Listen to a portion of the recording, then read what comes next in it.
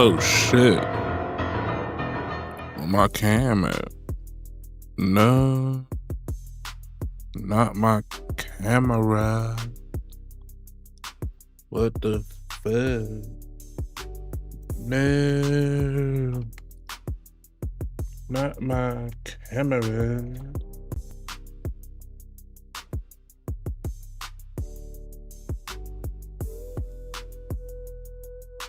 Oh no. My camera. Let's do that part again. I ain't even tripping. What it do, what it do, what it do, what it do, what it do, what it do, what it do, what it do, what it do, what it do, what it do. Should play upon the Ziggy2x, and we back at it again. Brand new day, brand new video. Every other day, it's the same old silly hop. I'm just playing. But what is it? September 30th. Happy birthday, Bizzle. Big bro. We in the building, man. If you can't tell by the title, man, we got a good little slate. Nothing too crazy, man. Nothing too out the way. But same old shit, different day, man. You know what this is. You know what it is. Nothing wild. It's International Coffee Day. We got coffee as usual. Another white mug. I done burnt my tongue a couple times. So forgive me if I do a little bit of that because my tongue is numb. Okay? It's numb. From burning it from coffee. Because white mugs apparently get hotter than black ones. The same minute and 30 seconds that I put up there for the black mugs that are even bigger has this like damn near boiling. I'm used to it now, but how's the motherfucker? But if you can't tell, we got a new titling system going on. We will be making sure that every time we post, we're gonna have some kind of celebrities in the name title, because apparently that's what gets all the people going. That's why my numbers look good on YouTube on some videos, because they can look it up and see what a person, I guess. I don't know. But anyway it goes, man. It's morning time. My back is killing me. 36 is whooping my ass. But we are here and we gonna get this video started, man. Lori Harvey hitting the wall. Didn't think that was gonna happen this soon, but you know, hey. Is that Doja Cat?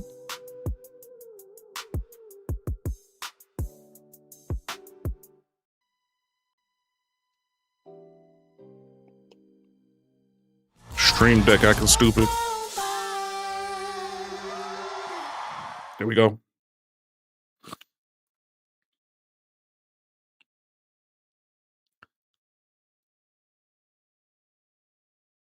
Hey, call me Shape. And today I'm reacting to a video titled, Lori Harvey hit the wall. Now she wants a man. Let's get right into it. What men don't like the most about Lori is the fact that she's confident, is the fact that she knows she's beautiful, is the fact that she knows she can have any man that she wants.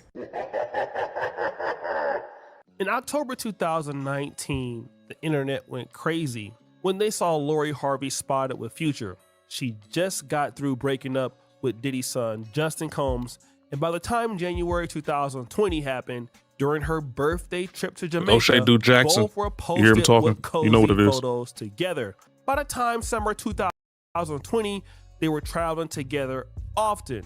Let's stop the show. Around August 2020, they unfollowed each other on Instagram, and Future referenced their split in his music. But fast forward, didn't take Lori Harvey but less than 90 days for her to begin dating Michael B. Jordan. November 2020, we saw them traveling together before Thanksgiving. By January 2021, they posted couple photos. Now stop the show. January 2020, it was Future. January 2021, it's Michael B. Jordan. Oh, hell no. Everybody got to get a turn. And guess what? Fuck you mean? Now they're having an even more public relationship than she was having with Future. I mean, they're on red carpet appearances. They got Valentine's posts. They got vacations going. I mean, this seems like it's going someplace.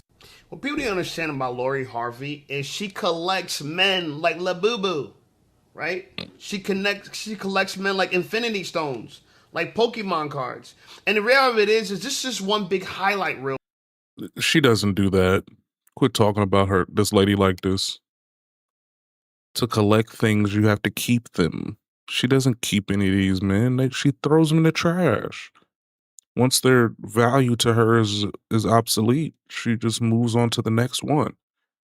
You're thinking about it too hard. She's not collecting these men. She's trying them on like pants at Bloomingdale's. And then once she finds out that she doesn't like them, or she no longer wants to be dealt with them, or their stardom is starting to dwindle, then she just moves on.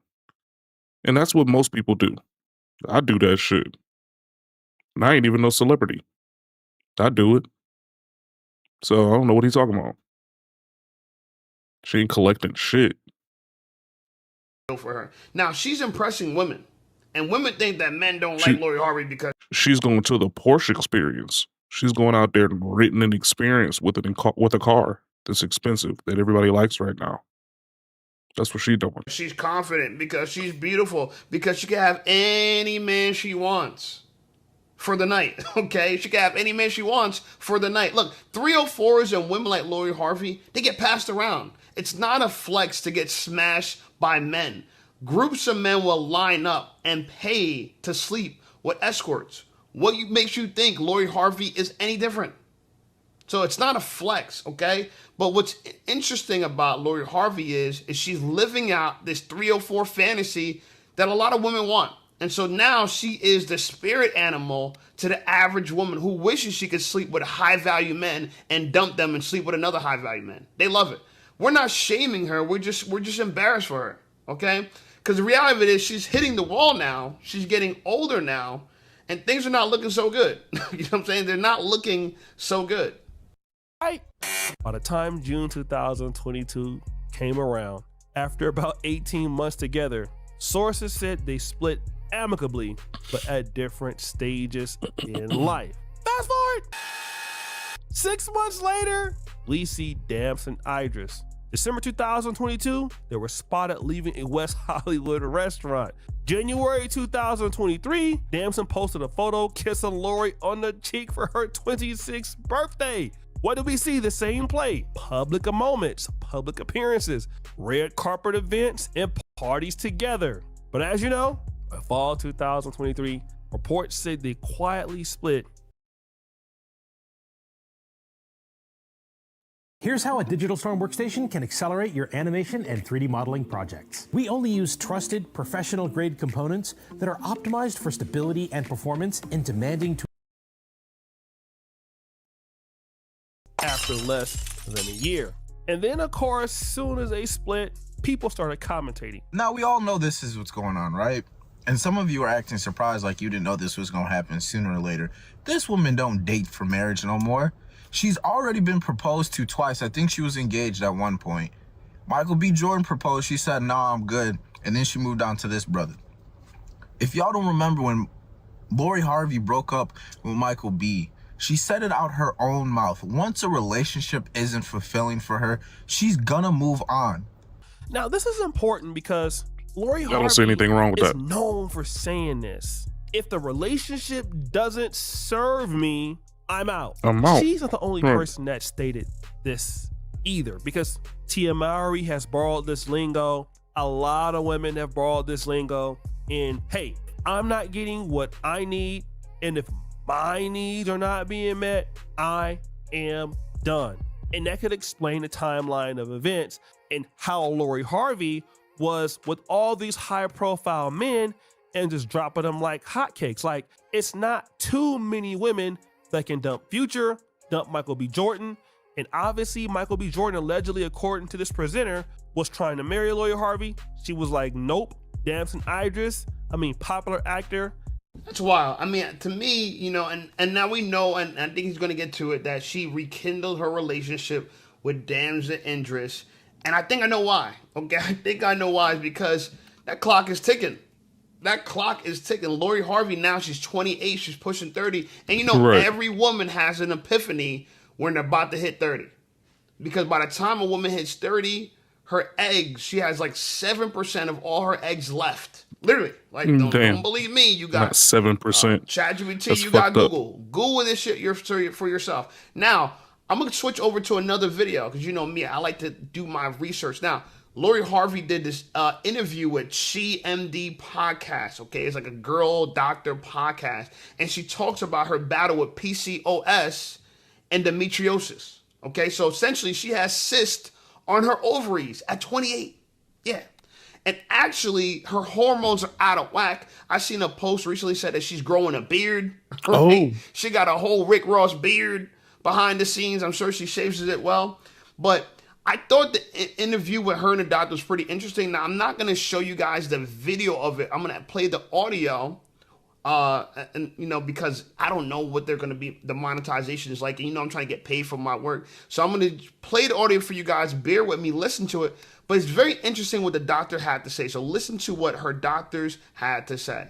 With PCOS, you have tons of eggs. But endometriosis kills those eggs. Kills the egg count and quality. That's why you can't just look at someone and say you're fine. Check the egg count. Mm-hmm. Or at least you checked your egg count. Oh, she's got a lot of eggs. but she's a lucky. Well, you say that PCOS patients have a lot of eggs, but is the quality great? Yes. She's got endometriosis. So yes, but her endometriosis has been suppressed since I met her. Mm-hmm. So and when you suppress endometriosis, you can basically, instead of destroying the eggs, as you bring down the inflammation around the ovaries, you calm down that inflammation so you don't get this decline in the egg count and quality.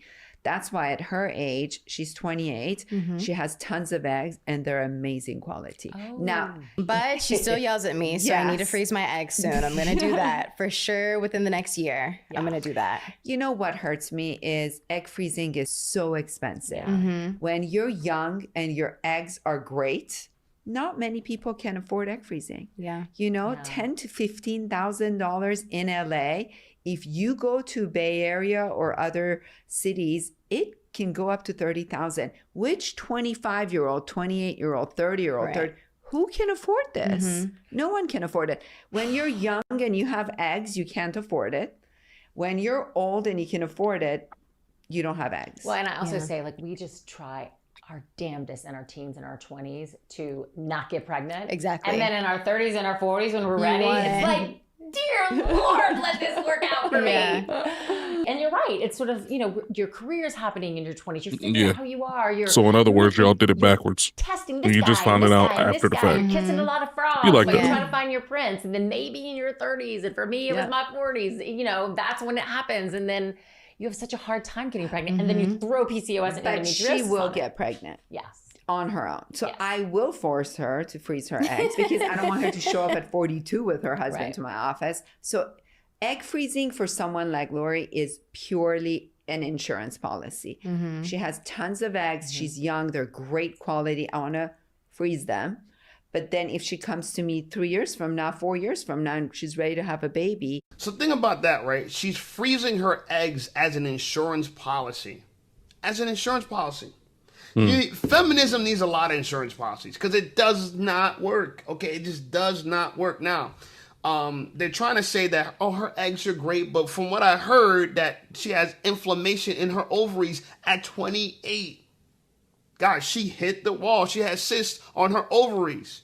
But no, I found out that they gave her metformin. Oh, they gave her head? As a way to treat the inflammation of the ovaries, right? What was he saying? And now they're recommending that she freezes her eggs, right? Because the doctor she's talking to, they had their kids later in life. They waited till they were 40, but they made a good point. Hey, look, freezing eggs are expensive, right? Being a feminist is expensive. Delaying having kids is expensive. $30,000 to freeze your eggs just to be a part of the feminist group. It makes no sense. Instead of actually getting married, because supposedly she's proposed to twice, she wants to play the game. I'm going to roll the dice and freeze my eggs so I could delay and I could wait and I'm not in a rush. Everybody is trying their hardest to combat Father Time. Okay, they're trying to combat Jesus. They want to roll back the odometer. It ain't going to happen. And this is why I think she's panicking now. And we see her in the news and the media dating Damson, whatever the nigga name is again. And I think the big reason for that is because, you know, she doesn't want to age out of the marketplace and not have something with it. Okay, so, you know, I don't blame her, but at the same time, instead of freezing your eggs because you're getting unhealthy now and try to live this feminist life, 304 life as long as you can, retire out of the game. It's simple. Retire out of the game. What's up? I'm Quentin Rampage Jackson. I am Demetrius Johnson. I'm Luke Rockhold. What's up? I'm Luke Rockhold. Jackson. Oh, shut the fuck up. He's done, and that's all she wrote. And of course, women started getting inspired by Lori Harvey's dating life. She is deciding whether or not she's choosing them. She is a woman who knows her worth, has confidence, has a lot going on for herself, and is not going to settle. Let's just be honest. Men multi-date all the time. They don't want their women to multi-date. You men are really weird when it comes to what you are allowed to do and what's okay for you, but what's not allowed for your women. And on top of that, Lori seems like she's been handling it classy. She's not just out here being with any type of man. All the men that she's been dating have been good, top-tier, elite quality men. And that's more than we can say for some of y'all. And now we're hearing some like inspiration, like Lori Harvey, she is the lady that really values herself. I mean, this is how we should be as women. Are you stupid or something? But hey, this is what we need to do. And not only was this lady talking about it, other people. I don't know why people are always talking bad about Lori. Because to me, she's a queen who knows her worth. Because at least she had the courage to leave. There's a lot of people that are in long-term relationships, 3, 4, 5, 6, 7 years, 2 kids deep, unhappy, and staying just to be in a relationship. But our good sis Lori knows her worth.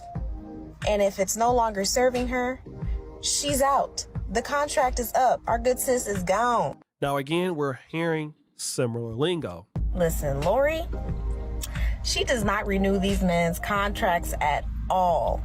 There is no spinning the block when it comes to her. We need to take notes. We do. So this young lady is saying Lori Harvey doesn't spin the block. We need to take notes because, hey, she gets you in, she gets you out, and once you're done, you're done. But stop the show. Seems like something is wrong here because remember Damson Idris? On September 18, 2025, Damson Idris and Lori Harvey was spotted together in Puerto Vallarta, Mexico. Now, this is very interesting because this is unlike her past relationships. Again, Lori Harvey doesn't spin the block. She's one and done, and if it doesn't service her, she's out. But we're seeing something quite the opposite. Here is Lori Harvey out with, a guy that she's dumped. But wait a minute, just the other day, Damson Idris was out with some other chicks, and then the paparazzi was filming him when he was hanging out with other women after he was hanging out with Lori Harvey. Oh, hell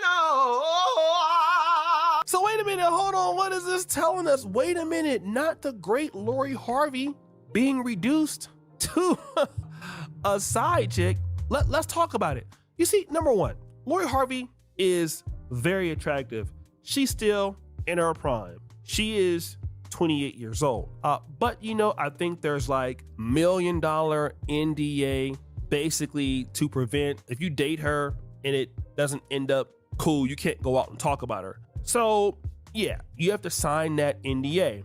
And of course, I think Damson most likely has signed it and he has a lot to lose too. But she's going back to the guy, and most likely I'll tell you why she's going. She's going back because her clock is ticking. And it's funny now that she running out of options. So anybody trying to touch her right now, so she got to go back to the person that fell in love with her last. He was showing her ass off. Okay, I'm gonna keep it licking real. toes on. I think she's fine. She got to go back to him. He was licking toes on camera and shit, taking her out all over the place, even after everybody dubbed her. So yeah, she got to go back to him because don't nobody else want her. Everybody saw how she treated him and Michael B when she was done, and then now all of a sudden you 30 and some on the later ends of 30, she's like my age and dealing with PCOS and endometriosis and shit. She ain't got no kids already, so it's over with, damn near. I mean, I'm not saying that's how it is or how I feel about it. I'd take her up through there, drop one off in her and everything. But she don't want me because she going to have to pay for me. She can't do like how she do them niggas. Like I say that like she got an option. Like I'm finna just turn up and go start caking off on her. And you ain't gonna know no boo on me. But I mean, that's just me. It wouldn't happen no way. No boo my whole damn check. I ain't finna do it. But yeah, she gotta go back. She got to. That was the last dude that treated her right. She did Michael B. Jordan so damn bad that she can't go back to him. So she has to go deal with him, with Damson. And now he chilling. So yeah, she got to. That's her only option.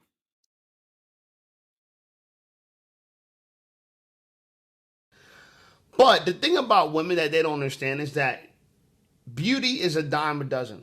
Okay? Men, we don't actually have to have Lori Harvey in particular. We're satisfied with a woman that looks just as good as Lori Harvey. Mm-hmm. If you're a successful man, you don't need to go out there and date Lori. You know how women want Justin Bieber, they want Chris Brown. Look just like they're not satisfied with a doppelganger. Like men, we're satisfied with a doppelganger. Okay, so for Damson, he's cool with dating another bad chick who don't have as much status and fame. Mm-hmm. For him, it don't matter. Because realistically, a woman who's younger than Lori Harvey that looks just as attractive in men's grading book is more valuable because of age, fertility, you know what I'm saying? And she has the same amount of beauty. So if all things are the same, but you're younger, you're going to win as a woman. So now, like I said, because she has PCOS, endometriosis, you know what I'm saying? Her eggs, you know what I'm saying? She got cysts on her eggs. She got inflammation in her ovaries. Yeah, now she wants to spin the block back. Yeah, you know what I'm saying? And look, I don't mind. I appreciate that she loves dark-skinned brothers. You know what I'm saying? She makes us look good. A lot of women look up to Lori Harvey, so the fact that she wants a dark-skinned brother makes me look good. I can respect that. You know what I'm saying? But let's not pretend that Danzum, you know what I'm saying, she gonna have to share him. She gonna have to share him.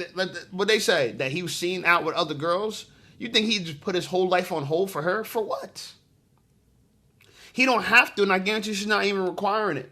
You know what I'm saying? But this idea that, oh, yeah, Lori Harvey's not going to settle for nobody. Steve Harvey. What makes you think men are not try to make this her? Man do Mr. Perfect sick. Shit. She already has, you know what I'm saying, some situations going on with her womb and her fertility. I gotta only be so for me. So this idea that she's settling. He gotta do this and do that. It's so funny. And they think we're mad. I'm not mad. We're going to talk about the real about it. We're not mad. You know what I'm saying? But then again, we can't really even try to defend some of the things these women say about us because they're so far from the truth. They're just emotional statements. They're not logical statements. They're emotional statements. But like I said, Lori Harvey is bad, respectfully. I'd hit respectfully. But realistically, you know what I'm saying? If I had options like Damson Idris, I wouldn't be stressing over her. Shit, I'm a Z-list celebrity. I'm not stressing over her. That's why I don't mind making this video. Some of you cucks would be so scared to make a video where if Lori Harvey seen it, she would disqualify you. I don't give a damn. I'd rather the money. I'd rather the status. I'd rather fame. Like I said, I'll just date a girl that looks just as good as her. She is a 9. But me personally, you know what I'm saying, I would just date another 9. I've had 9s before, you know what I'm saying? So that's the way I look at it. Hey, listen up, Safe Squad. Are you tired of being ignored by women? Well, download my free ebook, Be Attractive and Shut Up. So I'm going to teach you how to master attraction, build unshakable confidence, and win with women without words. Because chances are you're not ugly, you just talk too damn much. So download my free ebook, Be Attractive and Shut Up, and take control of your dating life right now. Now let's get right back to the content. Style. Spit that shit right the fuck up, didn't it? Figured out that little secret. Just hold the space bar and it's gonna double up on the video speed. Let's go. Get a re-up on my damn coffee. God. It's simple. Nobody wants to deal with her. Back is and see, busted, you can get away with a lot of stuff until you can't. Let me give you an example. Terrell Owens is one of my favorite players of all time. I'm a Niners fan.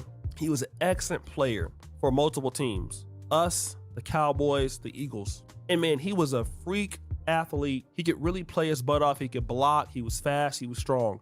And people would put up with him because he produced so good on the field. But it came a time where Terrell Owens' production on the field wasn't worth it anymore. His problems were more than his upside. And once that happened, people just stopped dealing with him. I mean, you could argue that Terrell Owens looks like he can play today. I think like 2 years ago, he ran like a 4.4 and he was begging teams, let him back in the league. It just came to a point where nobody is willing to deal with him because in order for somebody to want to deal with you, you got to have something to offer. When you're young and you have a lot of upside, and if whatever you're bringing to the table is worth more than your problems, it's a net positive. But if you're not bringing that much, then it's not. And so what's happening is Lori Harvey is not bringing a lot to the table for wealthy men. Not like she used to. And a lot of women are out there saying, well, she can just hop from this guy to this guy to this guy. Yeah, she can because she's Black beautiful. Olive. She is What's happening connected. with it? Lessons. It's going to come a time where that's not going to matter. Amber Rose was also at one point What up, what a dog? very beautiful, and she still is. But I mean, like in the 2010s, I mean, Amber Rose is the truth. And is anybody talking about Amber Rose now? I mean, what about Delicious? It was a time where she was dating the rappers. What about now? And we could argue and say Delicious is still decent looking. Cooling, man, cooling. She still got booty. She's still a very good looking woman. The issue is that for a man, it's just too Trying much to get back in the risk. groove, so man. Yes, ladies, you can date guys if you look like Lori Harvey. And if men want you, Yeah, I saw the message like after the fact, man. My bad. Ultimately, if it depends on your looks, and if that's the only thing it depends on, it's gonna come a time where your looks don't matter.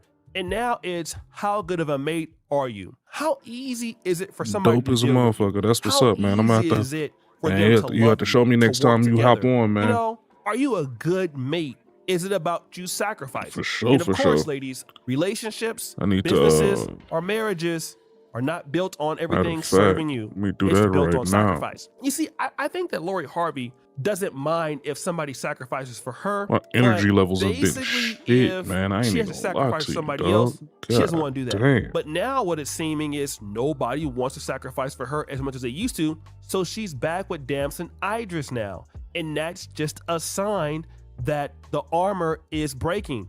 Once Lori Harvey is bending the block, it means that nobody else is interested. Because remember, she's supposed to have all these opportunities, but those doors are just not opening up, and it happens all the time. NBA athletes, it happens to them. YouTubers, radio shows, TV shows, it happens to everybody. Once it comes out that you're not adding as much value as you used to, you have two choices.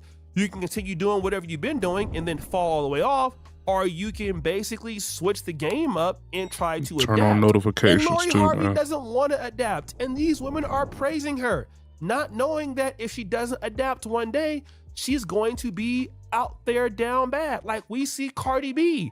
Like, oh Yeah, I y'all hit the was so follow on happy you over when here, bro. she left Offset. Only And I to hit go to notifications Stephon on Diggs that and bitch. become a side chick and a baby mom again.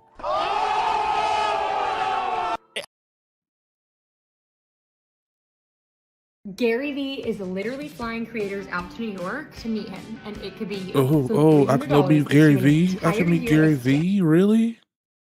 Fuck out of my face. Again, when you're not adding that much value in the relationship economy, you just end up falling victim to being down bad. And Lori Harvey is also becoming that same thing. And ladies are basically cheering her on in her demise, while at the same time, men who are learning how to become more valuable, how they tell us, right? You want more women? Be more valuable, be understanding of women, work really hard. Yeah, men kind of have to do that because... You know, shout out to O'Shea Duke Jackson. He makes a lot of good points, and I ultimately agree with a lot of what he's saying, but the truth of the matter is that men, we have more time. Time is on our side. See, the thing about Lori Harvey, she got to figure out, she got to get her ducks in order. Got a test right away. at like 2, so okay, I'll be trying on to like date 5. in your 40s as a yeah, that's famous perfect, girl man, because I'll be hot, around the time I'm done doing all my running around at work. I'll be able to lock in. Melissa Ford, I gotta she's fix not some doing stuff well. and probably work on my videos lab. on Dr. Cheyenne Bryant, Building who's actually new on the circuits. scene. She came on the scene when she was old. That We didn't sounds know her when fun. she was younger. You gonna do that on You stream? look at Tracy Ellis Do it Ross, on stream. right? You look at a lot of It'd be these so women intriguing who for were, me and they my used to big be, brained you know what I'm ass. saying, desirable women, and look at them now. So what about now? So I agree with his phrase, what about now? Things change. You know, he mentioned Amber Rose. You know, Amber Rose was attractive, but I never looked at her as like wifey potential. Maybe smash. She might be fun in bed. Shout out respectfully to Lori her probably and Wiz isn't. Khalifa I think and all she. the people, I'm you know pretty what I'm saying, as part sure. of her family. I'm 95% sure this woman is probably a starfish in bed. I'm 95% sure that she is like no fun. She looks like a boring lay. Not even gonna flex. She look fine though. She fine, but she look like a boring ass lay.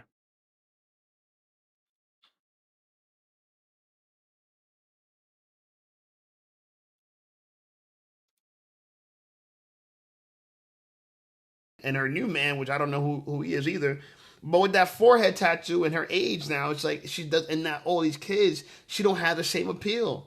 That's what women need to understand. That y'all think that y'all can get back on the market after y'all done all washed up, used up, and then get the most highest value man.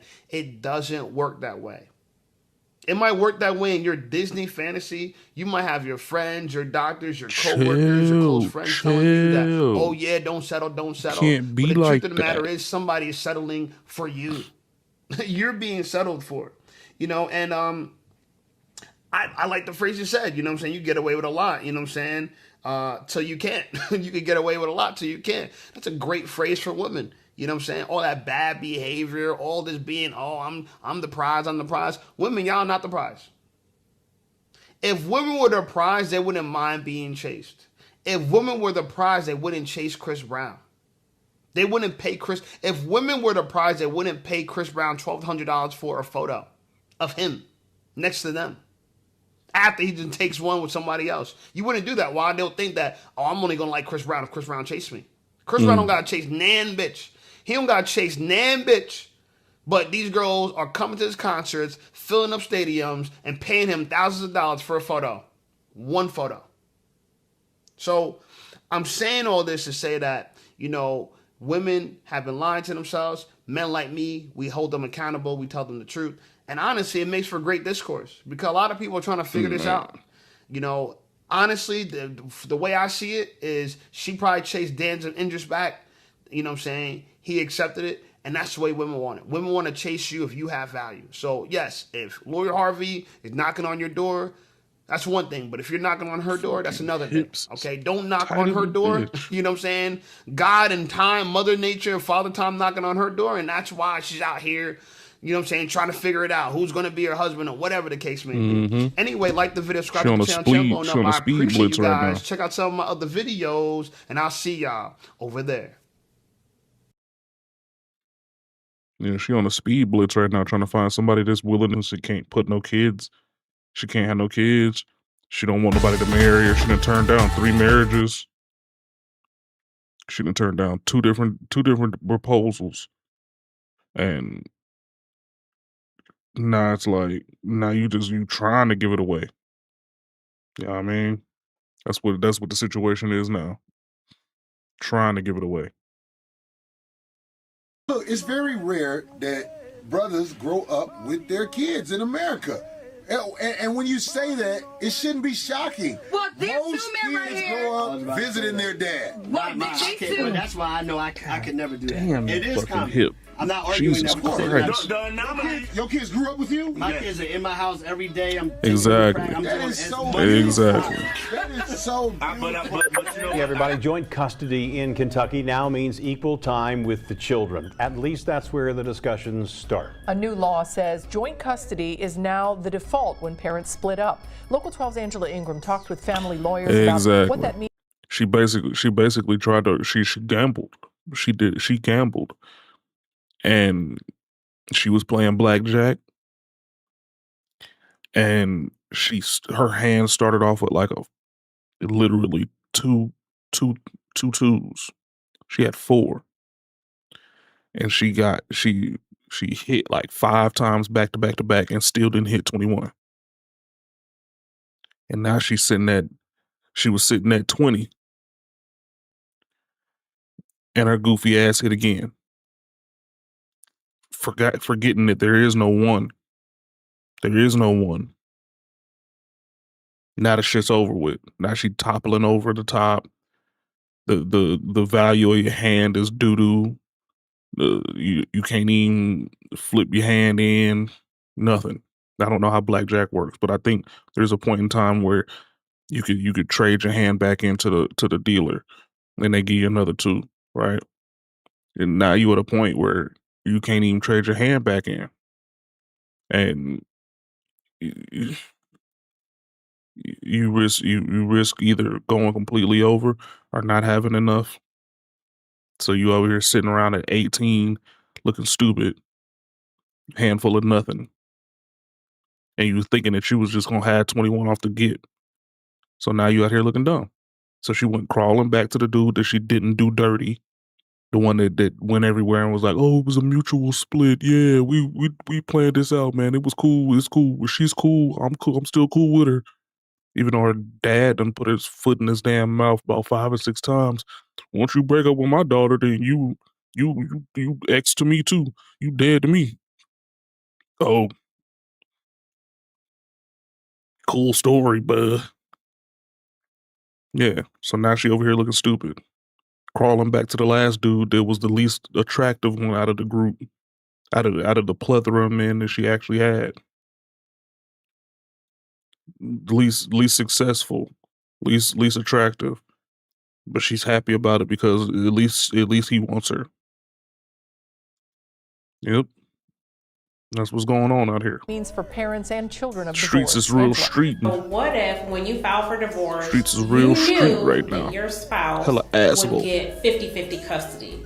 Would that affect your decision? Kentucky? In Kentucky, the starting point for a judge is that both parents will have joint custody and also 50.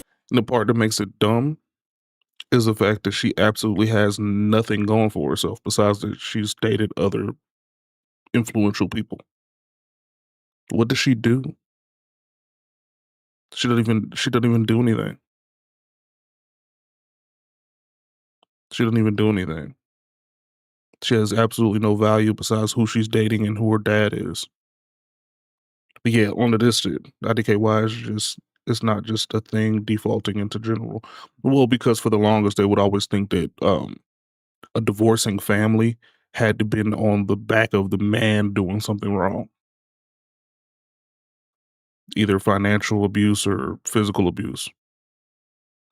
It only within the last 20 years has irreconcilable differences actually been a viable reason to divorce somebody. So before, it made sense to automatically grant custody to the parent or to the mother, right? And of course, that was the easiest way to divide the economy.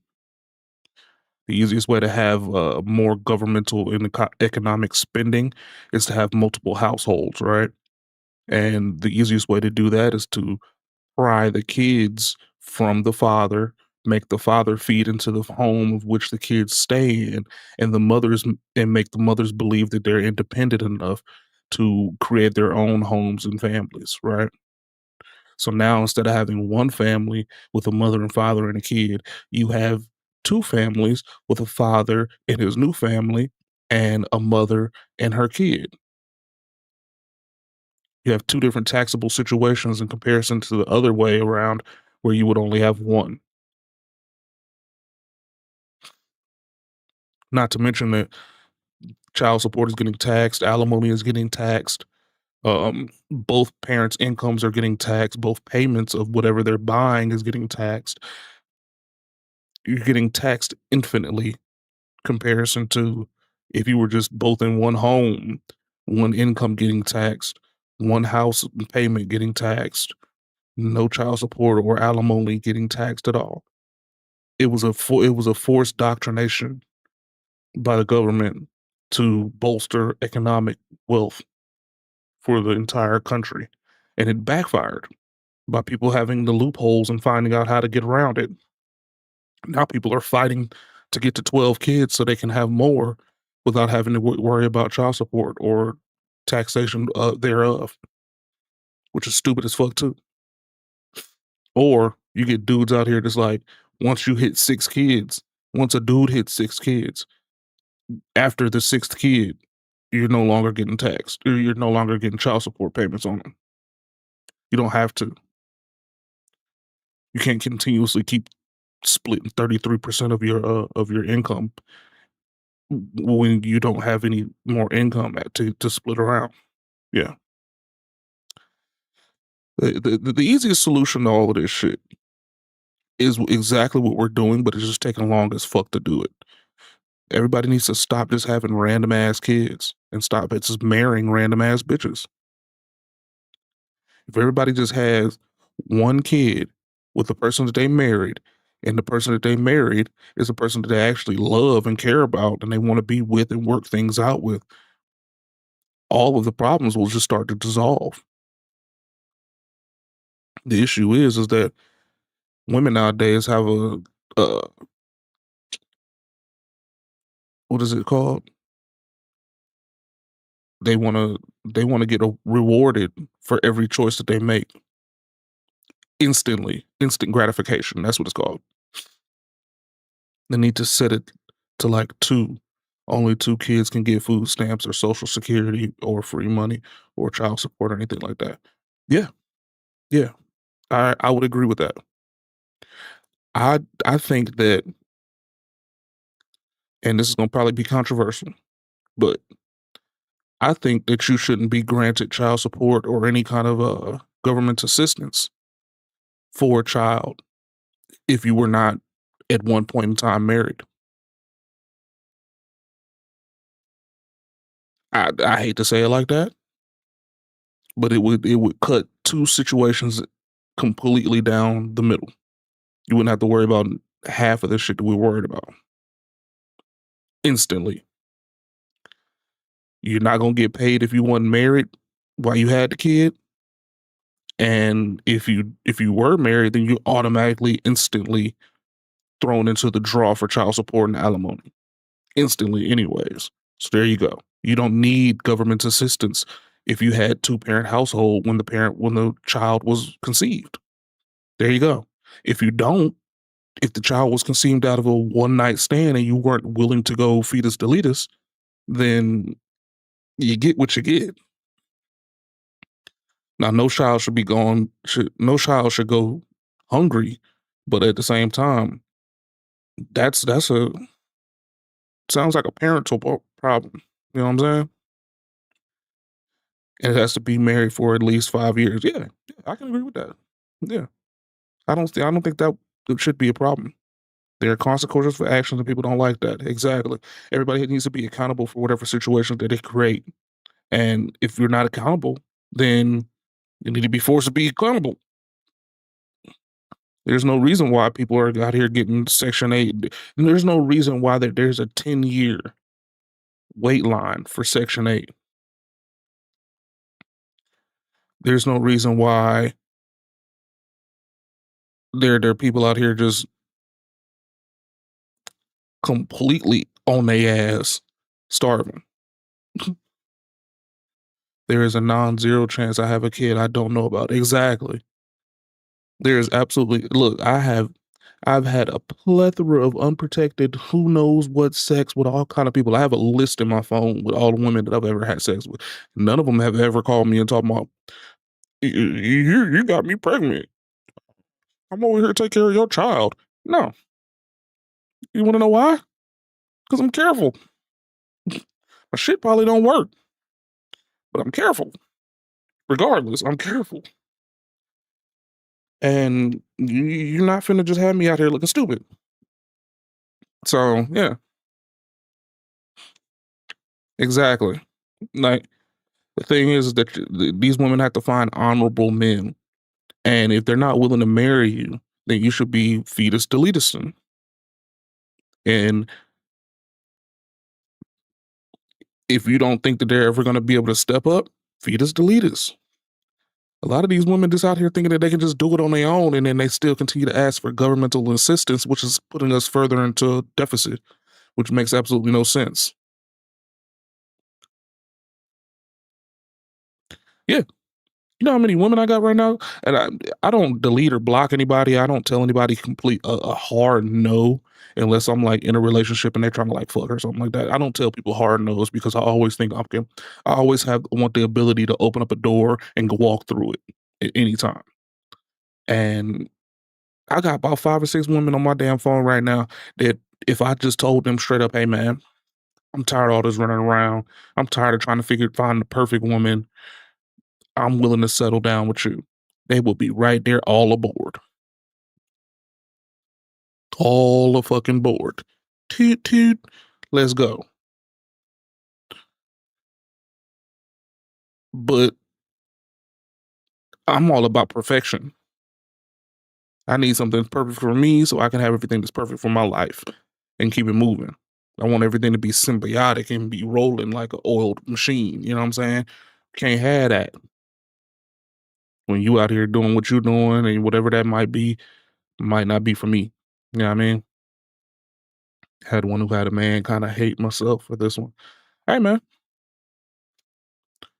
a lot of times, and I hate to say it, man, as a single dude out here in this world, man, some of the best women in your life are somebody else's woman. And the easiest way to explain it is that that woman has other responsibilities and she has things to do besides being completely catered to you. And that is very appealing to a man that has other shit going on. The last thing I want to do, or last thing I want while I'm out here trying to figure out how I'm moving in the world and trying to get my shit together, is a woman clinging onto my leg telling me that I'm perfect. You know how much that slows you down? Fuck that. He was super simp though. She was in my state on vacation and I was banging her like every day. And her mans found out and they got into a fight and she gave me the phone and he said, "Thanks for showing my girl a good time." A little bro dead ass. I was like, "No, bro, grow some balls. You have a right to be pissed. I'd be pissed. I kind of hate myself for this." Hey, some folks, that's their life journey. They want their woman to be happy by any means, and even if that means beating themselves up or degrading themselves. I ain't one of them kind of motherfuckers though. You, let me find out.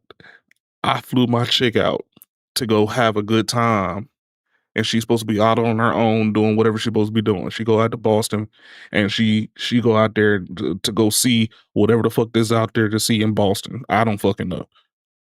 And I get a call talk about she getting beat through the wall. I'm sending her shit to your location. All of it. I am calling fucking, what is that shit called? Fucking Pilgrim Moving Company. And they sending that shit to you. It'll damn. That's I didn't think she was gonna do that, man. But you know what? It's all right. Tomorrow morning, you feel me? Hey man, I won't even ask for the address. I'll just send it straight to the location that she pinged at. Whole damn moving truck. Have at it. Fuck I look like. I wouldn't even be pissed. I wouldn't even be pissed. I'd be elated. Because then, if she had the goal to do it while on vacation, I guarantee she probably doing it to one. She probably waiting to fuck one of my homeboys or something. You know what I'm saying? So it's like, it just works out for me. I don't have to fight one of my homeboys. I just gotta send her up there to wherever she at right now. Please. No. I want to come back to. Nope. It's cool.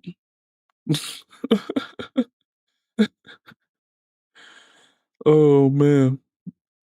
And then she found out I was banging another girl and she got pissed. Her mom lectured her that she had no right to be mad because we ain't dating. And she literally has a boyfriend and she's fucking me. There you go. All right, man. I'm telling you, don't let me be married and some shit like that going on.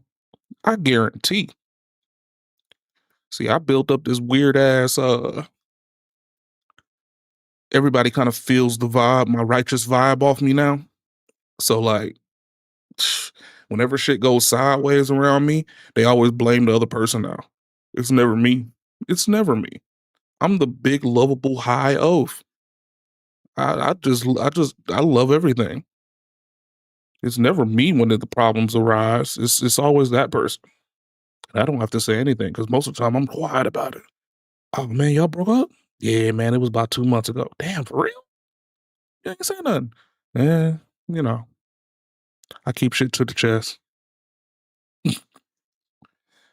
And little do you know, I got dogged out and I dogged her ass back.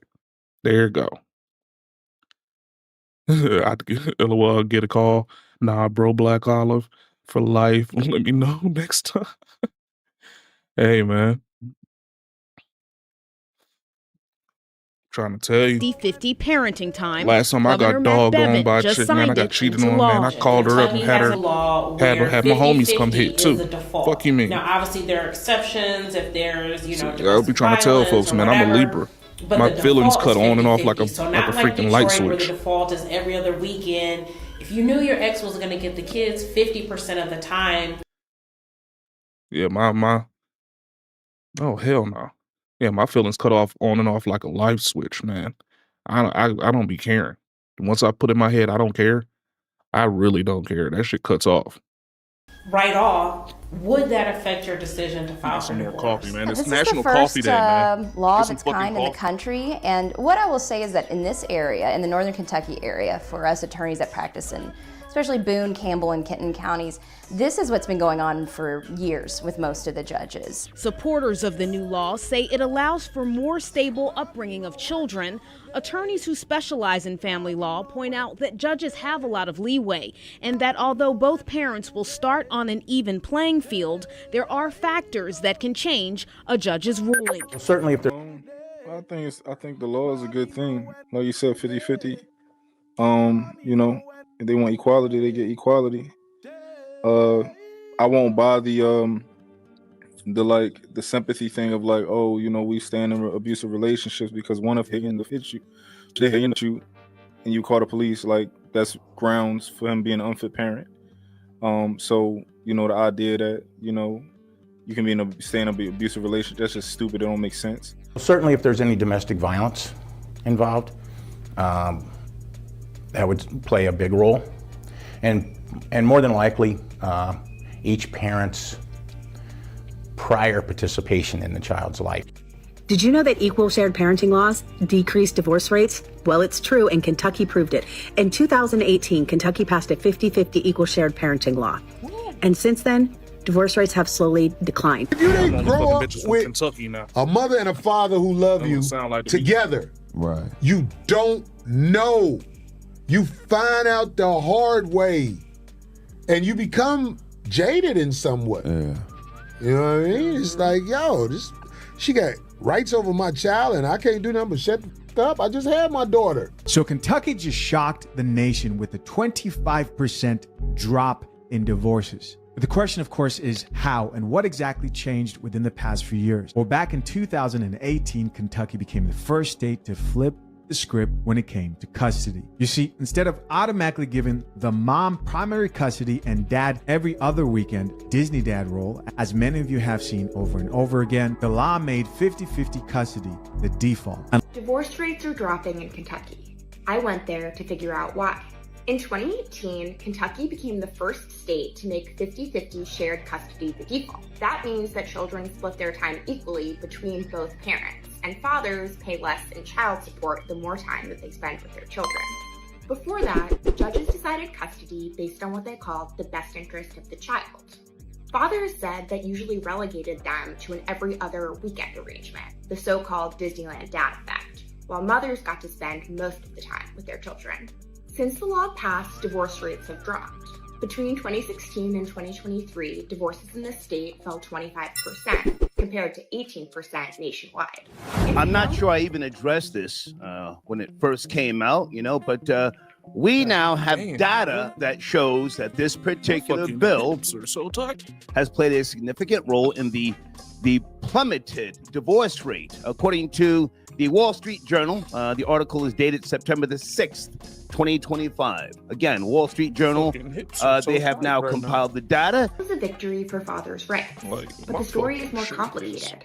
Some critics of the law say that people are staying in abusive marriages because they're afraid of leaving their children alone with a parent with a history of violence. One mom told me that her husband nearly killed her in 2023. She filed criminal charges and he was arrested. But less than 2 weeks after he got out of jail, a judge awarded him 50% custody of their son, indicating that the abuse wasn't a factor since he didn't lay hands on the child. The law has become a model for other states. I don't want. Arkansas, West Virginia, Florida, I don't believe and Missouri that. have passed I don't their believe own that. versions of the equal custody. See, my thing is that if he was abusive, right? If he was abusive to the point in which you don't want your kids around him, why the hell did you have kids with him? Like, I don't understand. If he was abusive to the point to where you didn't want your kids around him, why the fuck did you have kids with him? That's the part that never made sense to me. Well, you thought that when you had a kid by this man, that all of a sudden, you were just gonna, he was gonna stop being abusive? I don't understand what the gimmick is. Where's the cutout on this? Because like where are we going?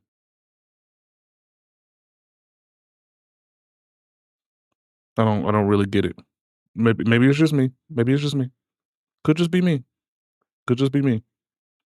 But like, honestly,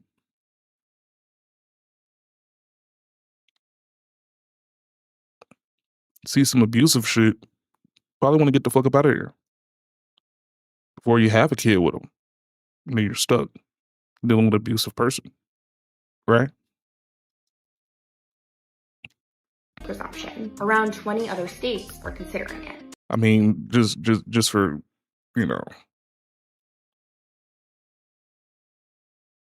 vice versa. I mean, I wouldn't start a business with a woman that I saw was financially irresponsible. So why would you create a life with somebody that obviously doesn't care about life? I mean, or maybe am I stupid? Am I so smart that I went stupid? Doesn't make sense. But you know what? I totally get what Corey was saying. Play the violin and come up here. I was in the barber shop talking to some homies, and the first thing they said was, "Man, you had both of your parents growing up," and that, like, we laugh, right? But a lot of dudes didn't grow up with both parents in the home, so that's then rare. Yeah, that's rare. I'm from Chicago, man. It's a whole bunch of single moms who got opinions and they lonely. Kendra Gio, weird looking ass over there in the corner. Across the board in America. Now, I myself, I've never been married. I don't have any biological children that I claim. I've raised kids with very, beautiful, nice women, but I can't say I know the real depths of what it is to be divorced and to have, pardon me for laughing, to have more than half of your assets, your I don't know, things that you have worked hard for, to have them taken from you from these human semen receptacles. I'm sorry. I've said that Yeah, I before. feel you. So, you polite savages, I want you to notice the coat that the modern woman's going to pull straight I out of feel the you. modern woman playbook. What's she going to say? She's going to say those I ladies are wish. staying there to avoid leaving their children with someone abusive. Come on now. We know what the real deal is. They don't want to leave that money, that scratch, that paper, that Skrilla. You see, it's very easy for a lady to walk away in modern times and just abscond with everything the man owns, and that's what they plan on doing. They say, hey, you don't do what I tell you, I'm going to leave and take everything with me. Yeah, I wish. 9 times out of 10, they're going to get the legal fees. And since this is being put to an end, we all know how the story goes. Oh, it's better to stay around because I'm not being incentivized to destroy my family. I'm not being incentivized to be a home wrecker. I'm not wrecking my own home because there's no money in it. I don't care what you say. You can spin it any way you want. Results are the results and the proof is in the pudding. And y'all just need to sit down, take several seats, and understand the jig is almost up. Tick tock, tick tock. Like there are times, like a couple days ago on my birthday, I wish I had a father that was actually a dad, or I, hitting 36, having all my damn cylinders clicking. There'd be times where I'd be like, it'd be cool if I had somebody to like mentally share these accomplishments with, or like a parent besides my mom that was here the entire time through all the bullshit and all the good shit to revel in the moment. Instead, I just kind of got a weird quasi situation with a dude that I can really care less about. And it's the oddest situation to me, man. It really is. It really is. Like my dad, I'd say by the time I was 5, my mom was completely divorced. And he, as soon as they divorced, moved right back to where he grew up. And I didn't hear from him outside of handwritten letters. Outside of that, until I was 18.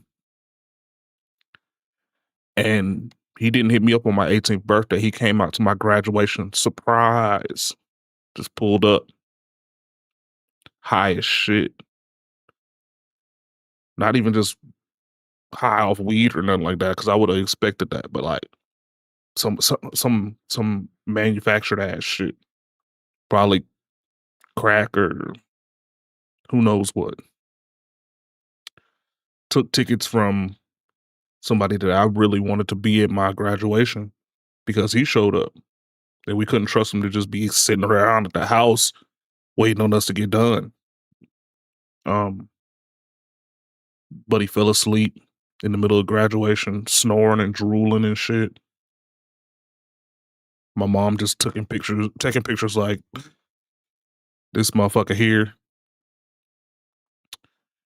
Soon as he left, he went back to jail again. And it took him till I was 28 to be reformed. Stopped dealing with drugs finally. Got married to his jailhouse sweetheart. Her son was 30 years old, and he got every benefit of having a dad on both ends. He got a regular dad and a stepdad that actually wanted to be a father too, which is crazy. Because at this point in time, I still have hard times getting a hold of my dad. And I have his direct number. I got his address. But, And that's why I say, man, a lot of times not knowing would be better than knowing. Like, I wish that I could say I had a dad or I didn't have a dad. I wish I could say that. But instead, I'm presented with the idea that I have a father that just ain't shit, which is even weirder because he's there. He's just not in my life. Yeah. Anywho.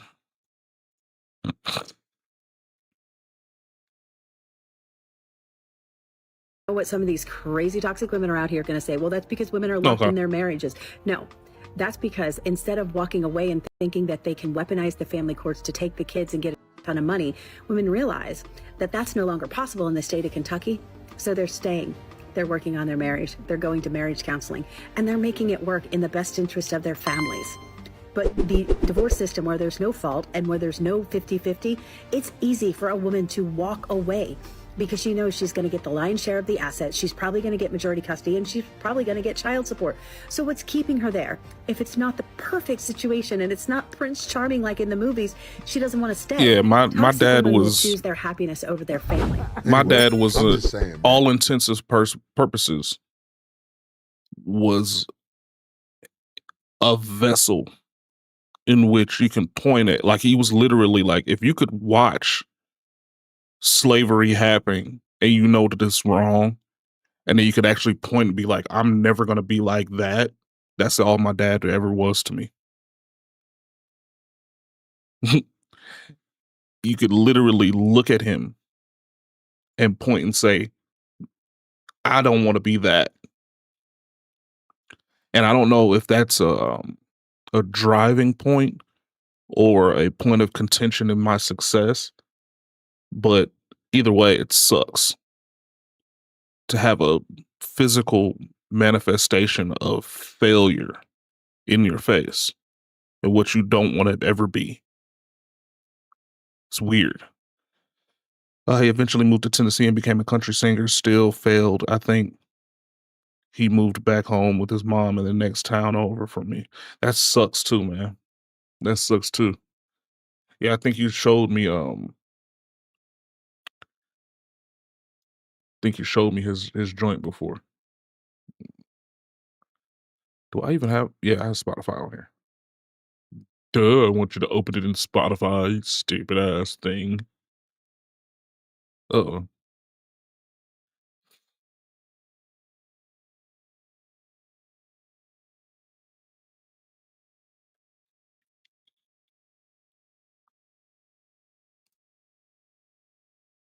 Nope, computer acting all slow and shit.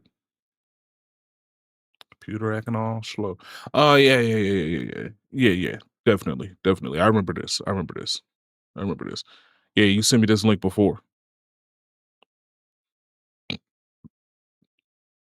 He's actually a pretty decent artist, man. I mean,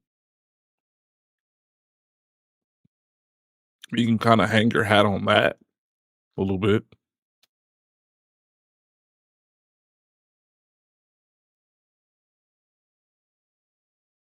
Maybe the numbers aren't that great, but yeah, the numbers may not be all that great, but you know.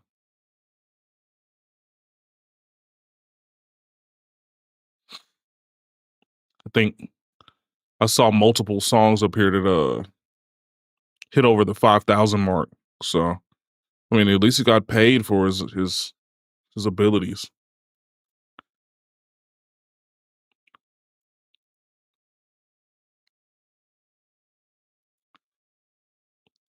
Yeah, and that's actually yeah. I definitely heard. You sent me this link before. Yeah, I mean, it's decent music. It's just, you know, why couldn't you be a decent man too? You know, I don't know. Us young brothers, I mean, you young brothers out there, man, The Your world. child is the priority. I'm telling you, try to do what you can to be a positive influence in their lives. You ain't got to drop snitch on nobody. I never talked about my daughter's mother to her until she hit that age where when she said, I don't have a coat. I ain't know. I be wearing 3 sweaters going to school. I showed her how much money she get in her name every month, and it doesn't make sense for you not to have a coat. Polite savages. You want answers? I think I'm entitled. You want answers? I want the truth! You can't handle the truth! Ladies and gentlemen of Polite Savages, we are now about to embark on a journey sure to anger feminists and fans of the family court industrial complex alike. As always, we can only guarantee to tell the truth, the whole truth, and nothing but the truth as we see it. And sometimes the truth means that you got to go 50-50 and lose all of that child support that you were banking on. So you better shut up and take your medicine, because there's nothing left to do but get on up into it. Are you ready? Well, let's go. There are reports coming out of Kentucky that the divorce rate has completely plummeted.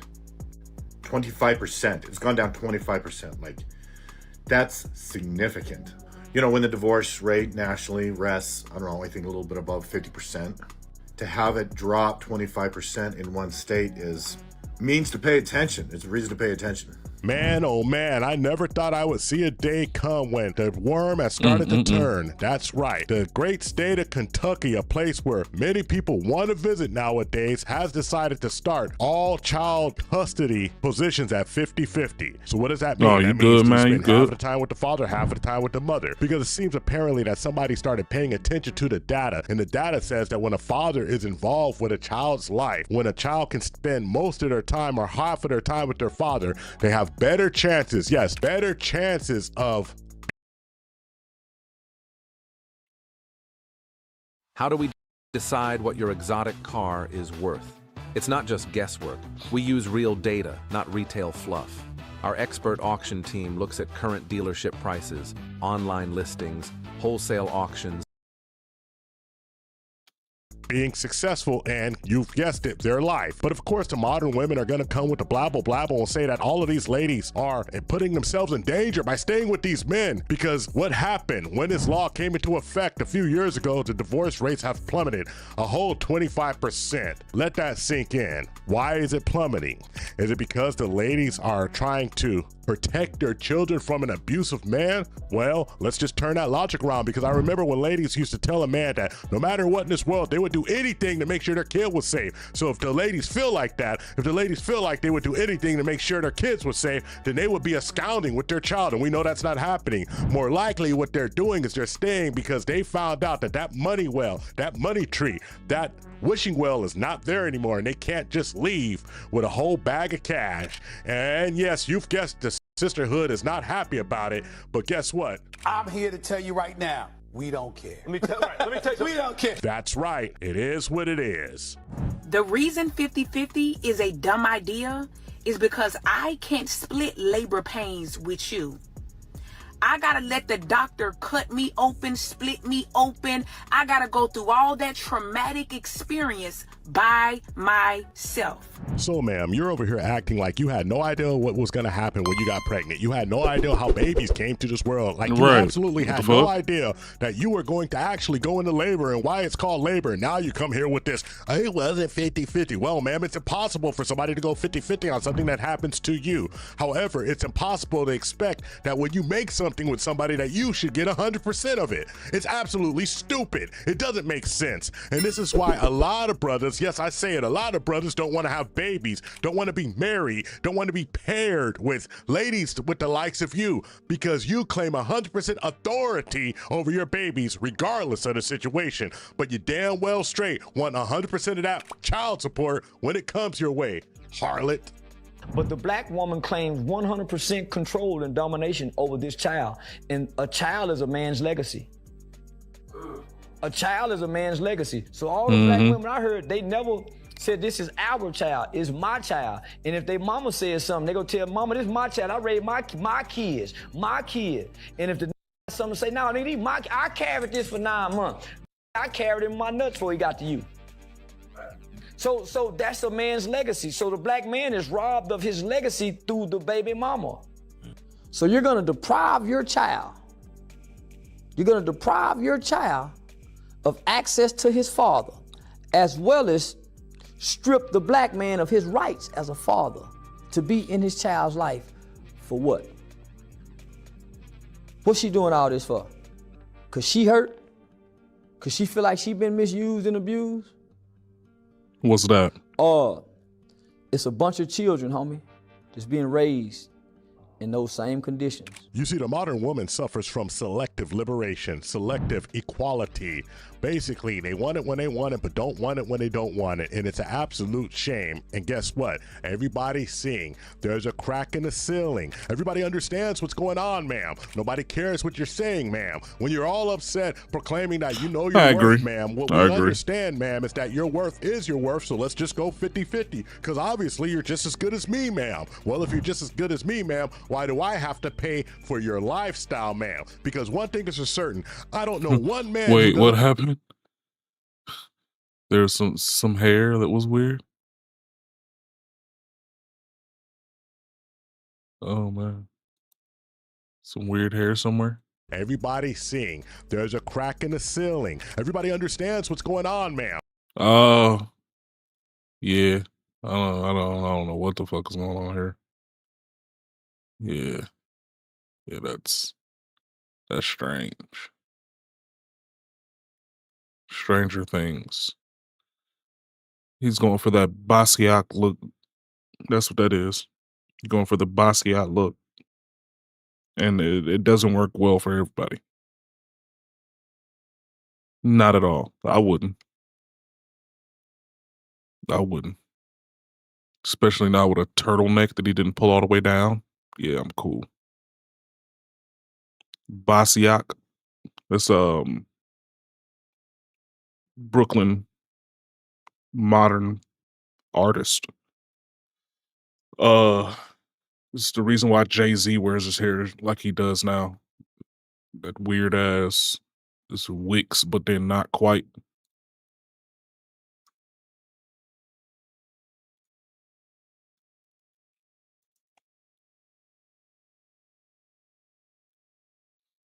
Jean-Michel Basquiat.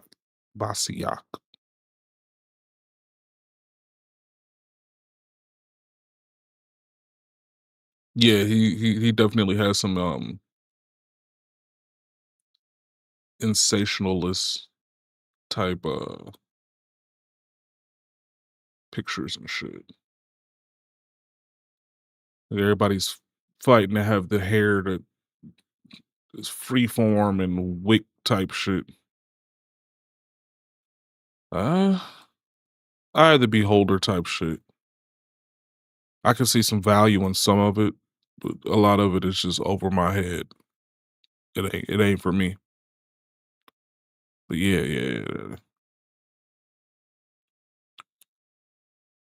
This definitely ever since Jay-Z started doing his hair like how he do it, and his hair is patterned after this guy. It's just been kind of a clusterfuck of people trying to make freeform acceptable in modern everyday hairstyling. It's not. I don't care what anybody says. Look at this shit. Look at this shit.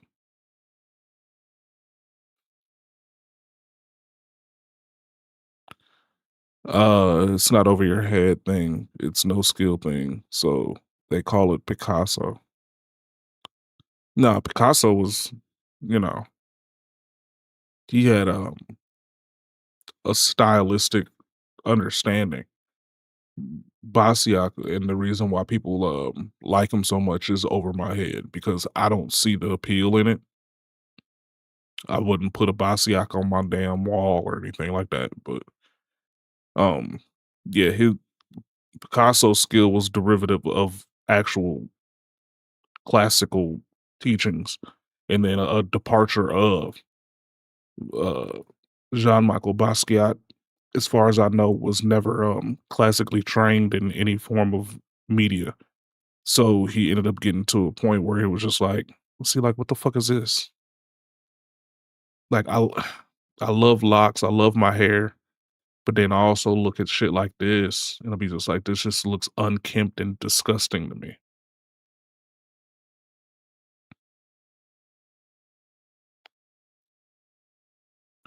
Yeah. Yeah.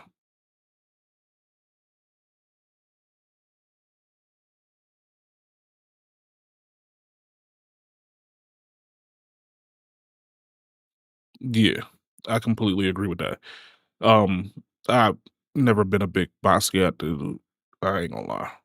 I never have. Like it's cool and all, but after looking at it for a long period of time, I just started looking like, okay, yeah. So what was the idea for any of that?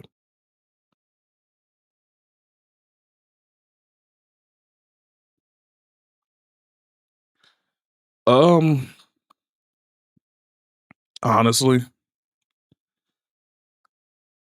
um, I started growing my hair when I was 14, and this was a way because I'm one of those kind of people that like to have my hair looking presentable, that it would be easier for me to do it and keep it looking presentable for a long period of time.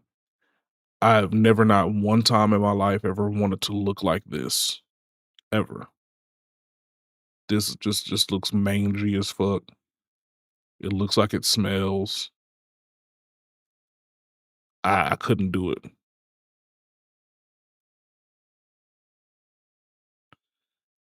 Just 'cause mine, and call it a day. I just buzz mine and call it, "Oh, yeah, yeah, I respect that." Yeah.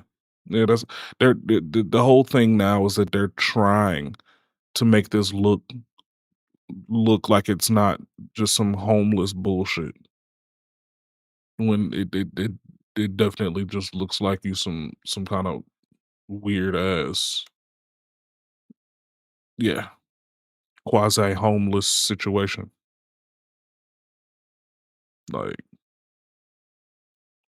I mean, even this white girl, I mean, hey, I can live with that. That's just big old, that's just thick wigs. Those is cool. It is what it is. But, like, the fuck are we doing here? That looks nasty. It's matted. It looks like just unkempt. Like, I mean, my hair is pretty dirty right now, and I haven't done anything at all. It's just in a ponytail in the back. But, like, compared to this, looks disgusting. Like, what is this? What is going on here? What is that?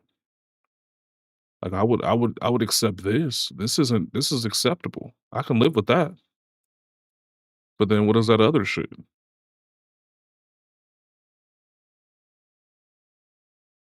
Yeah. Um, biologically, it's kind of like the idea of a cactus. The outside of it, the more visible areas are dry and less brittle to sunlight and whatnot like that. So you can easily not have an issue where your scalp is on fire or you're continuously losing hydration through your scalp.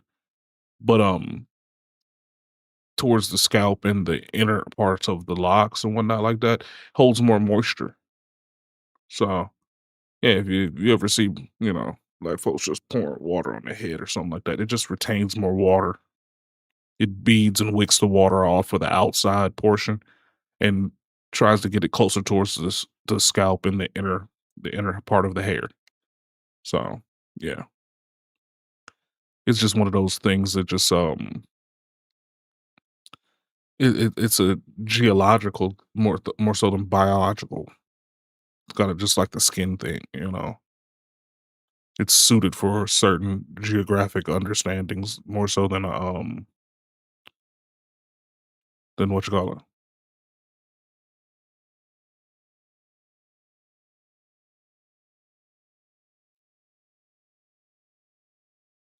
Well, yeah. But I mean, in Africa, they don't really do locks. They don't really do locks and dreads out there in Africa. This is more of a West Indies situation. So more jungle-esque, more Amazonian and rich type situations. Yeah.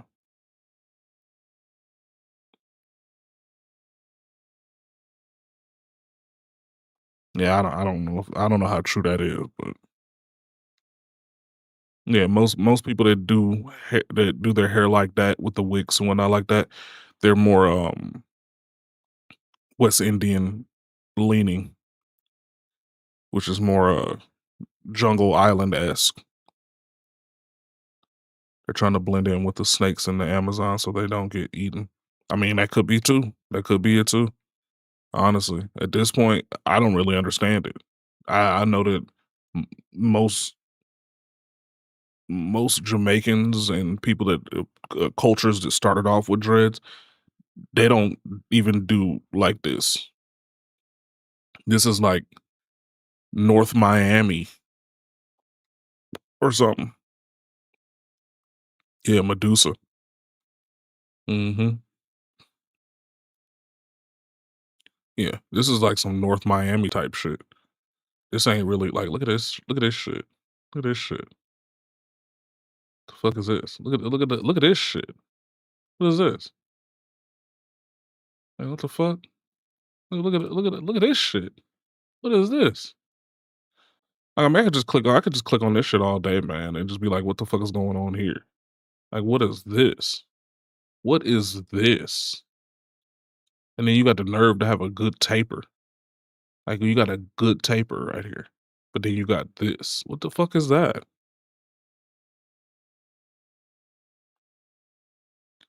Bro, you think it came from the story of someone meeting an African with dreads, absolutely beautiful, but had snakes on her head? Bro, it's Black Johnny, bro. Um, nah, I don't think that. I think back in the times where Greek and Roman mythology was being created, I think that we were um encountering a lot of extraterrestrials unbeknownst to us, and we had to live with it and through it. Johnny Bravo. Yeah, I think we were encountering a lot more extraterrestrials than we wanted to believe. That's what I think what was going on. Um, I don't think because at the time the only blacks that were really wearing locks were not you know, they're Egyptians, and the Egyptians definitely into vanity metrics.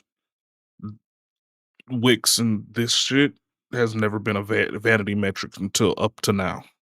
So I don't think that would be something back then, but shit, at this Nobody point, cares man, what who you're fucking saying, knows? ma'am. When you're Who all fucking upset knows? proclaiming that you know your worth, ma'am, what we understand, ma'am, is that your worth is your worth, so let's just go 50-50, because obviously you're just as good as I'm gonna me, be ma'am. right back, man. Well, I'm if gonna you're keep just the as video good as rolling. me, ma'am, why do I have to pay for your lifestyle, ma'am? Because one thing is for certain, I don't know one man who doesn't mind paying for his child, but damn sure would hate to pay for your lifestyle.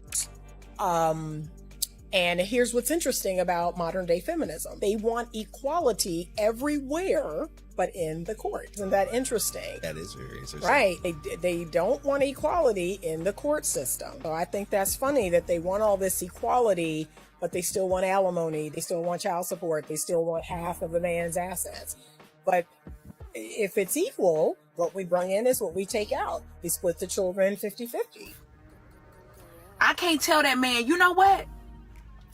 You lay on this table and you let the doctor cut you open, or you push Open both of your legs and I want you to push. Don't stop pushing.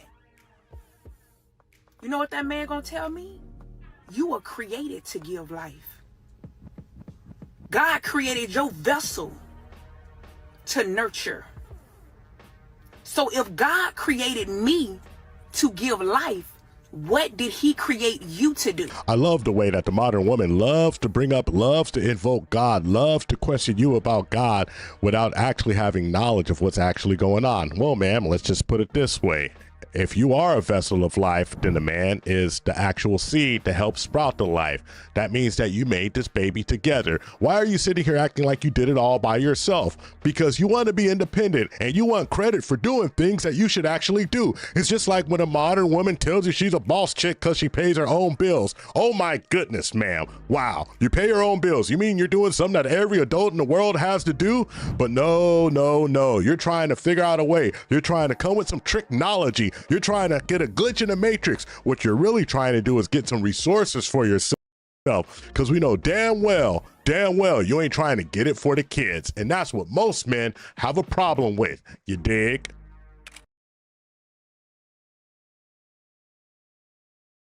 Style starts with the details. The difference between mid and next level, a real gold chain that hits. Lifetime guarantee. Over 36,000 five-star reviews and a free chain with every new order.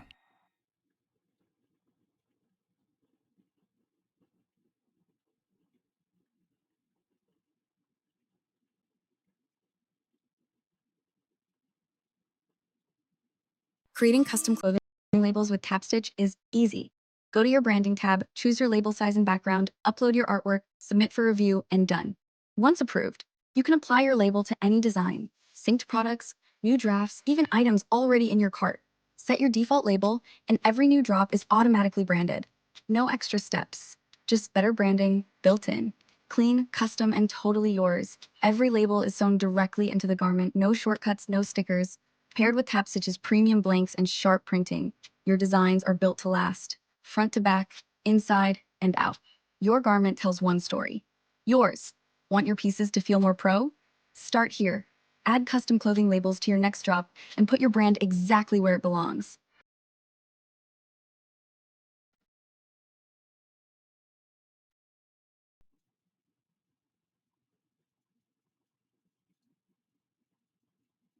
And for the child support, again, I'm already providing for my son's 50%. I have to provide for his babysitter. I have to provide for his diapers, for his everything too. So I have to provide for mine and for hers as well. I just don't see that being fair, since I'm already doing my 50% as a dad.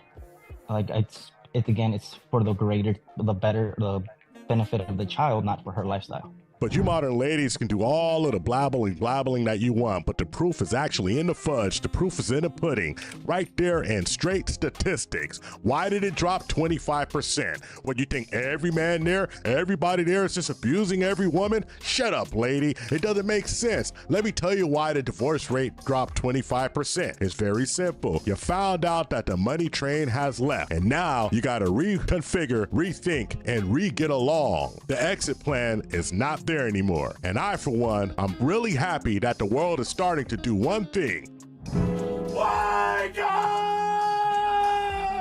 A mother's love is not sufficient enough for a boy.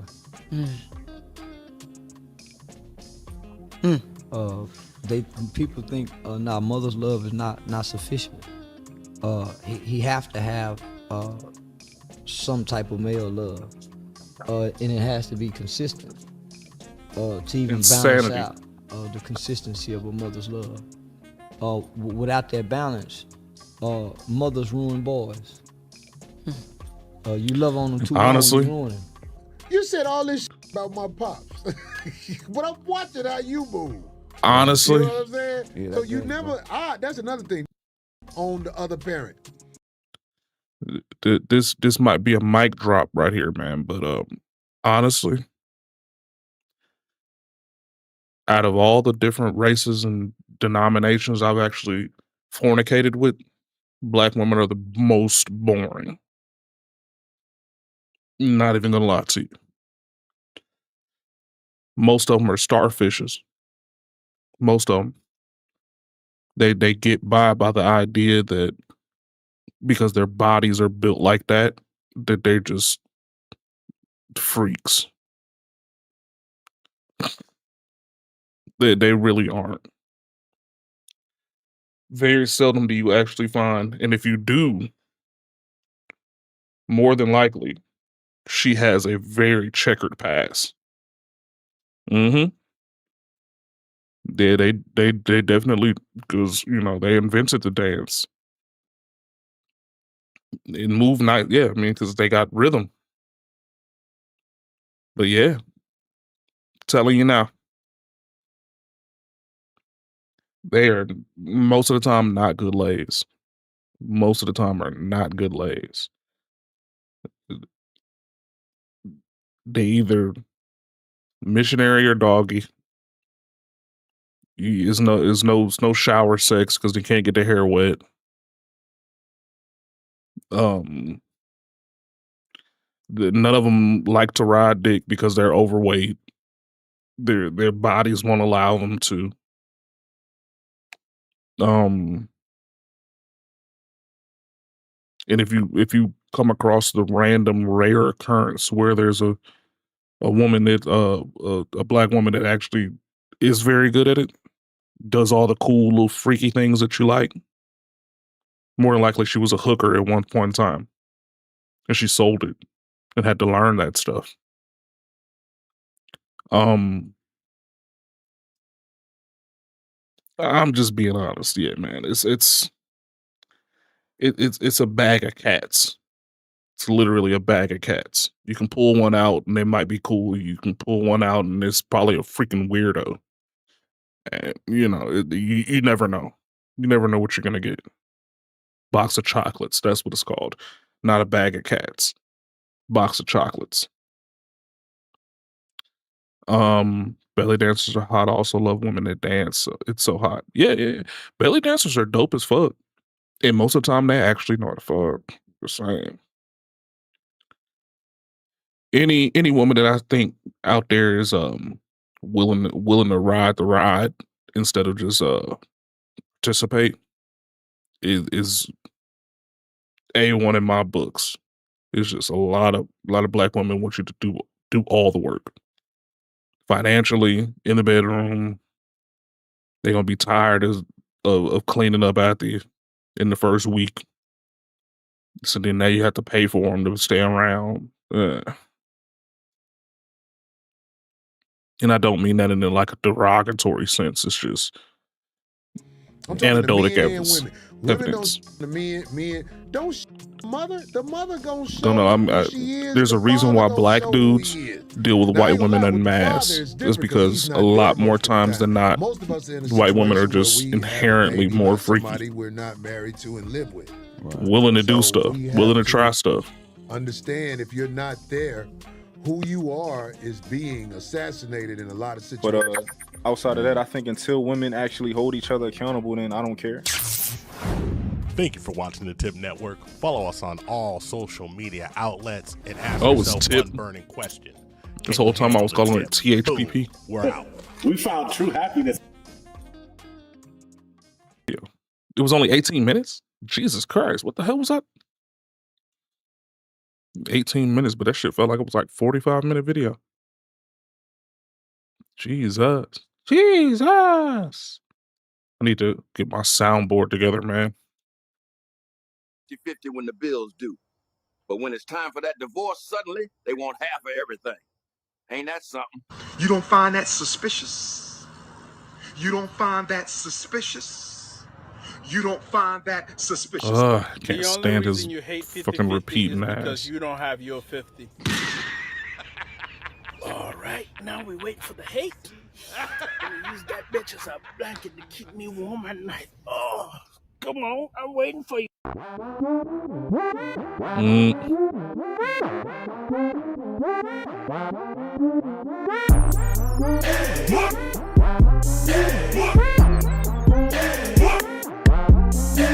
What What's going on YouTube? It's your boy Rome God back with another video. If damn, you're new to the Rome. platform, welcome to the tribe. By the end of this video, We hope gotta you get you a subscribe. better fucking So camera the or video something, that I bro. showed you guys at the intro of the brother making a joke about 50-50, I thought it was really funny. But what really stood out, because I don't know if any of y'all caught this, he did not mention gender. Do y'all want to guess which gender was in the comments complaining the most? Yeah, y'all already know. And I'm about to show you some of these comments too, and you're probably going to see a common theme. Check these out. Well, let's start off with this one. I'll rather pay 100% by myself. Thanks. Yeah, typical one. You're probably going to see that one again. This woman here says, I definitely got no 50.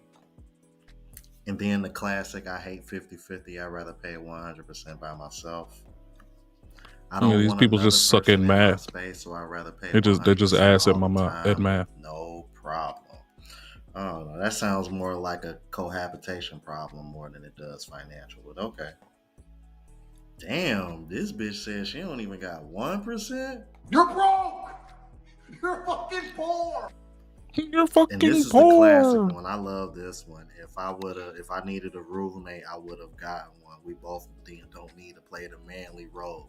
If this was such a manly role, women would have never fought for the right to even get in the workforce in the first place and to be able to provide for their own. Because that was one of the main reasons why they did it. Because they got tired of being stuck up under the men that they claim that they had to be stuck with just because he provided 100%. Now y'all can't come on here without asking that. I'm like, if that ain't some of the most ridiculous, based off of that logic, a lot of you bitches want to be daughters and asking for fathers.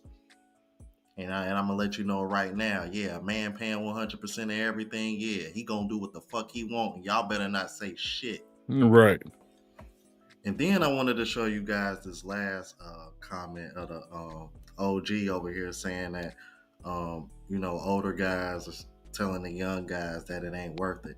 And they're happy to see that young men are waking up. And the reason why this comment stood out is because I see similar comments in my videos when it comes to this topic or anything close to this topic in particular. I find that very interesting because one of the talking points or one of the reasons women's you hear women say that men back in the day did this and all. I'm like, yeah, but a lot of men from back in the day are telling younger men to not do that very thing that y'all claim that y'all were so proud of them doing. You feel me? If it was such a good thing, why are so many of these older men that were living in that time or were doing that, why come they are telling the younger generation of men to not do it? I find that very intriguing. I think that's something that both men and women need to check up on. Because I find that very intriguing that a lot of older men are starting to say that.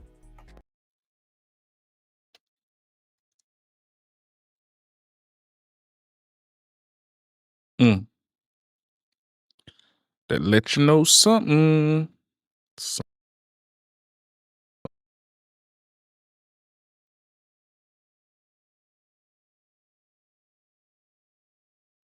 What? I don't know. But something.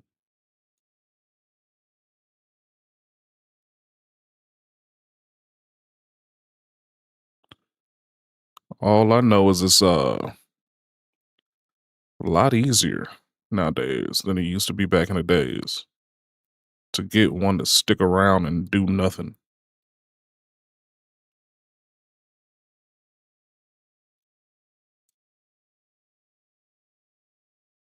So don't do a damn thing to actually get the man off of my shoulder. What are you in my life for? A man that doesn't lighten up my load can never be my man. Life is already a lot as it is. I gotta pay bills every month, take care of my mom, almost turning 30. It's just so much going on. This bitch is complaining about shit that you have to do anyways. If you're an adult, you got to do any of that shit. You have to do that shit, period. So she's over here having a conniption over things that you already have to do. So as a man, if you're not willing to take a burden off of my shoulder. Why? What are you in my life for? I just don't see Why? how women settle for men that are not adding anything to them. I don't Because see as a how woman, you men are settle so for women powerful. that You are so don't have creative. You're anything to add to influential. them. You are literally the only being But of your kind. You're a woman and a man mixed together. So you're telling me that all of that beautiful divine energy, you're wasting it on somebody who can't even pay your bills? Who's asking you what you bring to the table? yeah, I just because want why us would in I pay for your 2025 and bills? moving forward as women to start being selfish with our energy. We only get one womb. You only have one chance to have your very first child. Make sure you're picking right, because Then 90% of y'all pick the wrong person and you have a child by a dickhead that doesn't want to do anything for you. So why the hell would I come up subsequently after the fact and pick up all of the pieces and make you into a person again? You were just in shambles, chasing after the tattooed light-skinned dude with with this extremely tall with no calf muscles. You were just chasing him. You got a kid by him now, and now you want a dude that takes care of all of the bills. Why didn't you want that from the get-go? You probably would have weeded out the shitty ass father that you just created a kid with.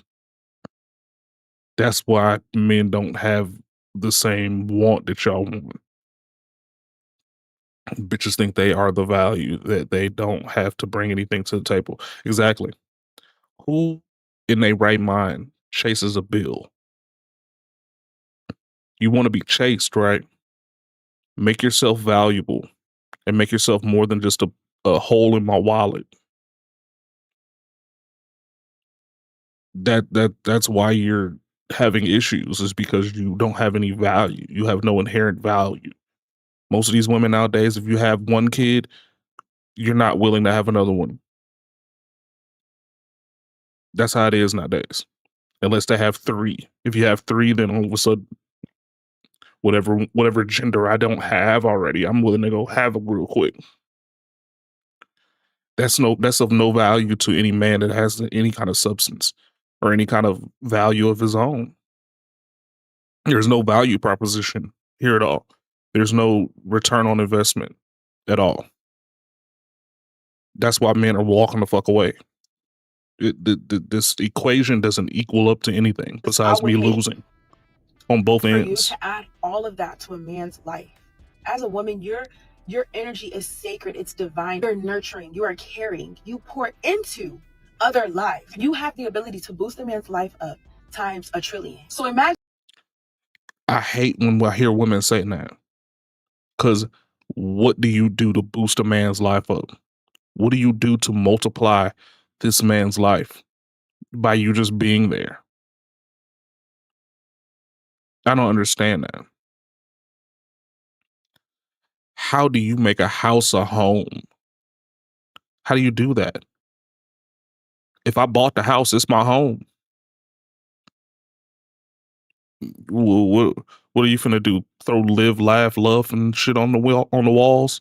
And I'm supposed to feel warm and welcome whenever I come in because I see that shit? I have towels that I can never use because they're decorative. Pillows that I can't lay on because they're decorative. Like, is that what making a house a home is now? Decorative shit that I can't use, that I had to spend my money on to not use? Like, the intrinsic value of all the stuff that the women act like they multiplying inside of your home that you pay for and create, this doesn't correlate to the equation anymore. It doesn't. Especially when they're not doing the basics. Picking the wrong man that don't Okay. got nothing to add to you, is not lifting up any loads off of the weight that you already are carrying, and then you have to have And what do kids you for them do? too? We rebuke it in the But mighty what do name of you Jesus. do? That's just not happening. But what do you So do? ladies, this is your sign. But what do you do? Use your energy wisely. Use your womb wisely. You only get one cherry pop.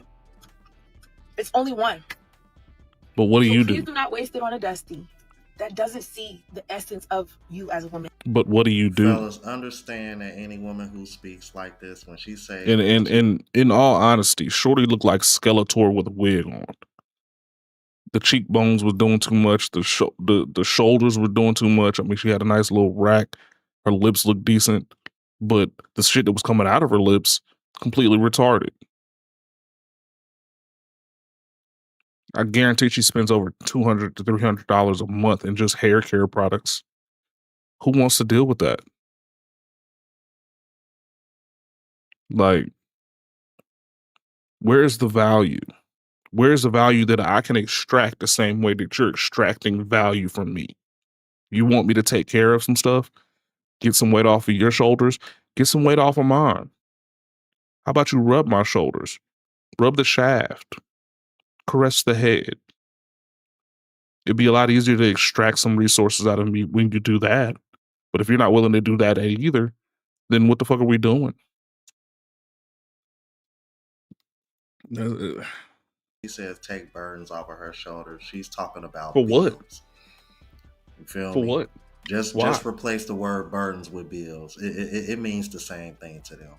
Because outside of that, well, what else are they going? What else are they really referring to? What, helping you out every now and then with something that might need to be heavy to lift or move around? Like, come on. Outside of that, what else could they really be talking about? She ain't fooling nobody. This is gonna ruffle some feathers, but there is a gross entitlement in women who refuse to go 50-50, who think it's ridiculous to go 50-50. I think it's ridiculous that you think that's fucking ridiculous. Are you literally fucking insane? If you are pro-woman, if you're a feminist, if you don't like the constrictions placed on you by gender roles and expectations, why would you, in your right fucking mind, believe that just because he's a man, he has to pay more? That's ludicrous! Sprinkle culture is diabolical because what the fuck is going on? Treat him as your equal. You guys are equals. If you are going to place any expectations on someone purely because of their gender, that's unfair. It's not justified. Period. Point blank, period. I've never expected my boyfriend to pay for our dates. We will split food. Unless someone offers to pay for your meal or offers to pay for something or gets you a gift, you cannot expect someone to dote on you financially. Like, why does that have to happen in a relationship? You have to have a man that can solely provide for you. Are you insane? We fought for decades. Our mothers and grandmothers and their grandmothers fought for equality, fought for the right to work, fought for the right to be able to be an equal. But you want to fucking financially trap yourself with a man and then call us crazy for going 50-50?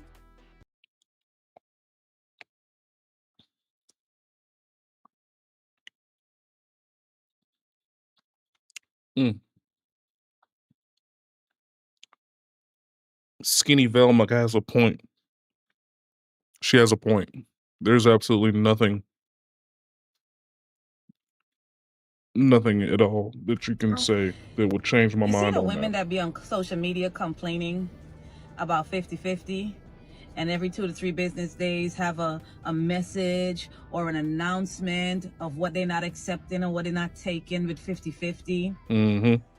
Listen, a lot of y'all be overvaluing yourselves. Mm-hmm. And the sexual marketplace have a way of course correcting it. Mm-hmm. Because it be the same women year in, year out screaming to the top of their lungs like banshees about what a man gotta do and what he don't have to do.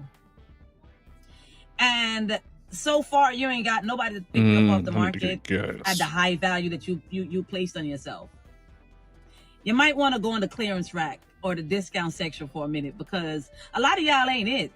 You see, because a woman that actually is valuable don't have to be on social media screaming about ain't going 50-50 because there's already a man in her life doing for her. She's used to it. I can tell a lot of y'all are not used to it. See, I love mine so much that we go 100-100. I want him to still have energy for me. Like, I want him to still be able to live a good quality life and not have to work 2 to 3 jobs to be able to afford the things that we have. So me having a business and doing other things outside, him also having his business and also doing his thing, we give 100-100. Ain't no 50-50 conversation over here because there's going to be a time when he don't got it and there's going to be a time when I don't got it. And we going to bounce off each other. Preach. A lot of y'all women, I be going to y'all profile and I don't see nothing in this profile to tell me you're a kept woman. I don't see nothing in this profile to tell me that you've been a kept woman. But yet you on social media complaining about what a man got to do when he She ain't from an gotta do. island too. You can tell. Not only you can that, hear the little twinge in the back. Duck if it don't apply to you. A lot of y'all got kids. Where was this provider man that gave you the baby? Mm-hmm. Why is you a single mother? If your standards are so high. Like, make it make sense. These standards Fine as a motherfucker. and Fine as a motherfucker. down And she talking side that. to She side, talking depending that on how real much y'all shit. like the man. Because the right man She that you talking like, that he's real fucking shit. for free. And once again, I'm not telling you gotta do nothing, but be realistic with it. And you can lie to social media, but you can't lie to yourself when you sit back and do a whole fact check of your life. Whole facts. Have you ever had a Oh, man that really she got her doing provided whole for you? facts. Oh, And if you did, why he ain't there no more? Let's be honest, ladies. Come on now. Did y'all hear what that woman said? Fine She ass. said, because if it's the right guy that you like, he fucking for free. If it's the right guy you like, he's fucking for free. And a lot of y'all women got kids. Where would these provider men And I'm the one they fucking for free. kids? And where It's are me. they at now if you had them before? It's me. I'm gonna tell you like this. I done iced this 9 out of 10.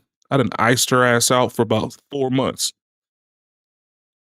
At first, she was talking about, man, take me out to dinner and da da da da. I was like, oh, okay, yeah, bet. I got you. And about 2 months after that, why we ain't hung out yet? Ah, man, I've been busy trying to get this bread. You know, I'm trying to get my money. I'm trying to get my shit on track. I got this plan, so I'm busy as shit. Oh, okay.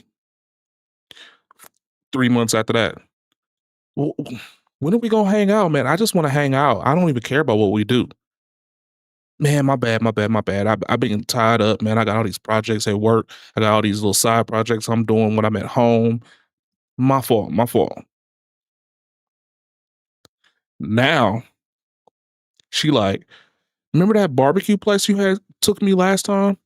We can just go to the barbecue place and I can come to the crib and we can go to town. Now we're talking. Now my schedule can open up.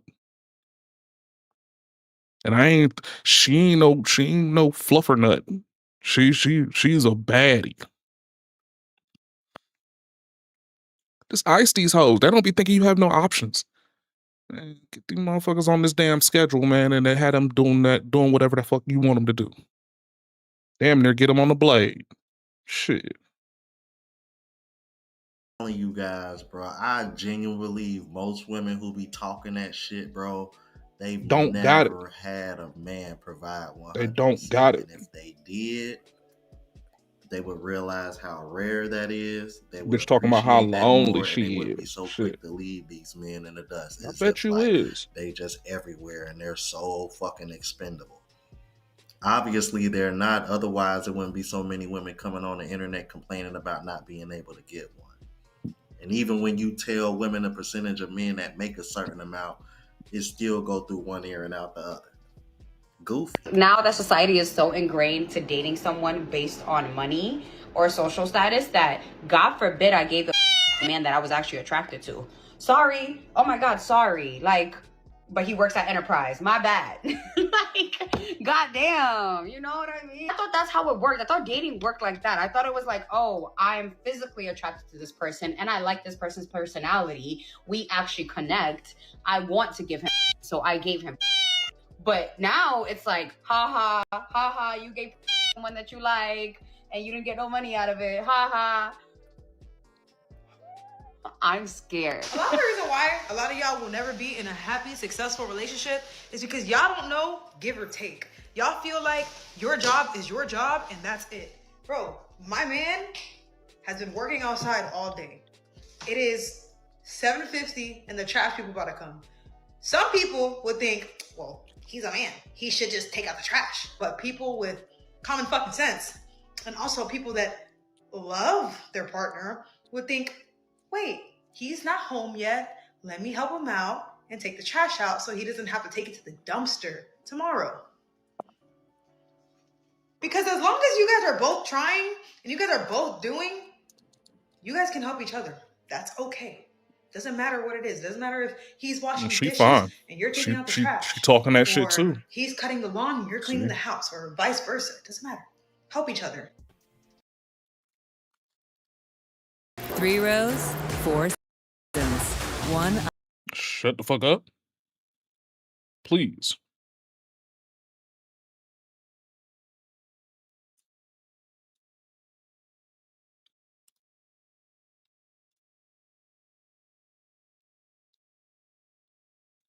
And that's what it really comes down to, man. You know, I'm glad that woman said that there's way more to 50-50 than just financial. And, you know, it's good to see that, you know, she's in a situation where they got each other's back. Because I'm like most women, and it's funny because when you think about it, taking out the trash, that isn't like a very laborious task, but for some reason, women seem to act like, oh, that's something a man should do. It's like, sweetheart, like taking out the trash ain't that, in my opinion, that never really been gender specific. It really hasn't. Y'all gotta think, bro. I spend most of my time overseas. Who the hell you think is taking the trash out when my mom is at home by herself? Now, typical things that men typically have done around the house. Yeah, when I am in the States, I take care of that. But who the hell y'all think doing it when I'm not there? Like, you think my mom gonna go through the trouble of getting a neighbor to come across the street to walk in the house and take the? Come on, man. She's not about to do all that. And then I'm like, and you feel me? I'm like, unless it's something really heavy, no. This is ridiculous, man. Like, man, look out for each other.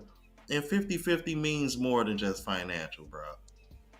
Anyway, let me know what you guys think about this. If you're new to the platform, please subscribe. OGs, I appreciate the love and support. Make sure y'all hit that bell notification. That way y'all know when I'm uploading. Hit the like button because that's what the algorithm and helps me reach a broader audience. Also, look out for the travel vlog channel as well as the live show channel. Both links are in the description. Until the next video, y'all. Deuces. This shitty ass fucking outro. Damn, man. It's like he just got bad camera quality all around, but he has good fucking videos, man. As a person living with diabetes, I'm all about making progress. Oh, the Sherry Shepherd in my roller rink. Progress isn't about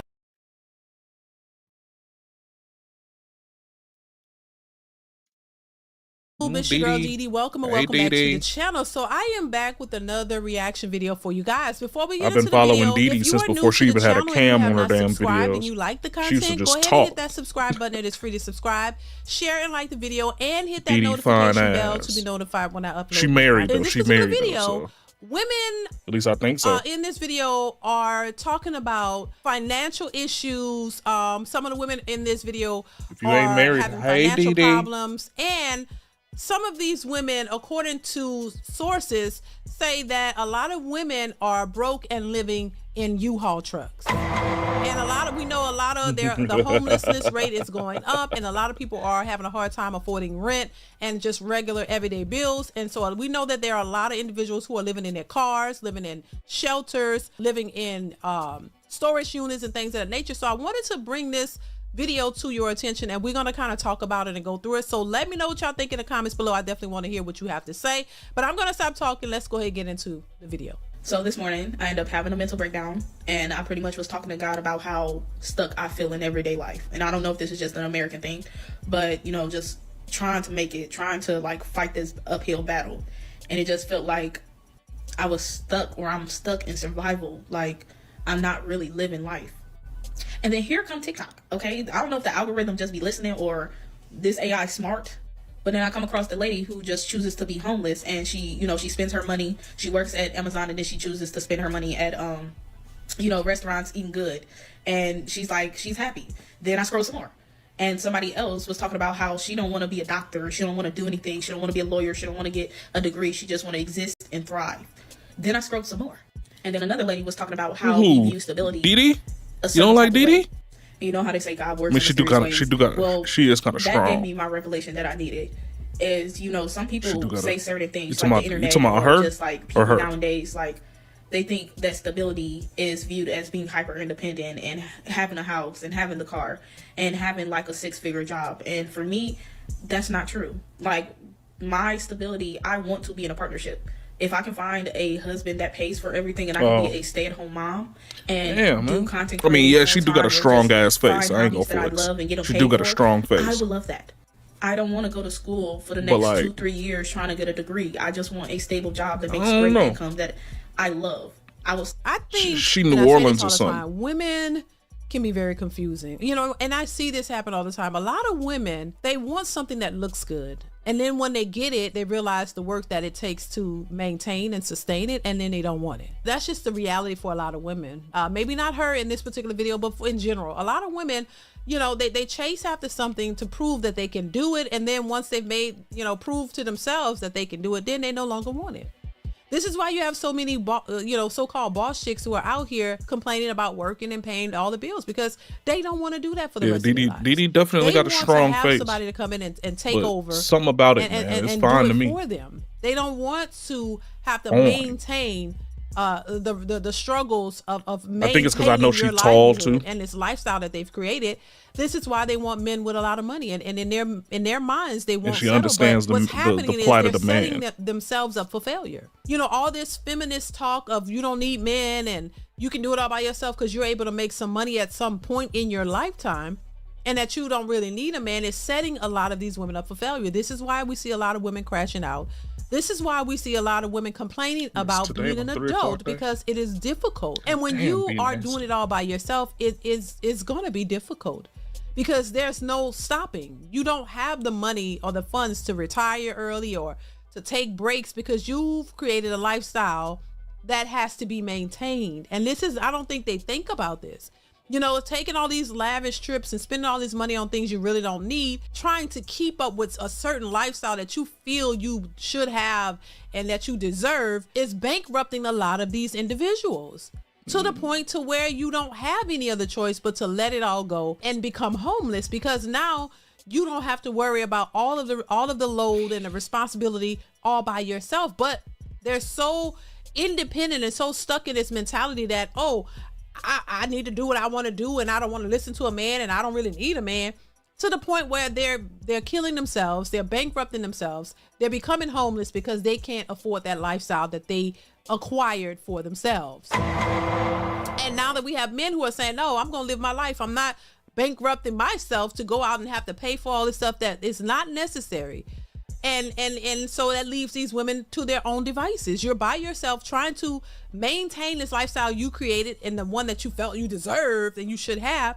And you can't get a man to come in and pay all of that for you. So it's going to be difficult for them to maintain. So I wouldn't be surprised if in the next, 10, 15, 20 years, we see more and more homeless women, because at some point it's going to become too much to handle all by yourself. There's a reason why two people are necessary in a relationship. When you're so stuck in this idea that you don't need a man, you can do it all by yourself, you tend to fall short, because now, this lifestyle that you've created, you can't maintain it. It has to be maintained. And if you're trying to do that, it's not going to work long term. It's just not. It's not. Right. If you're not rich, Right. and this is where you find people scamming and stealing and doing all kind of things to try to keep this lifestyle, when we see a lot of that's changing too. A lot of them getting arrested, a lot of them, getting caught in these scams and stealing, and you can't even maintain it that way. So it's just a lot. But baby, let's continue. Stay there. I just want to thrive.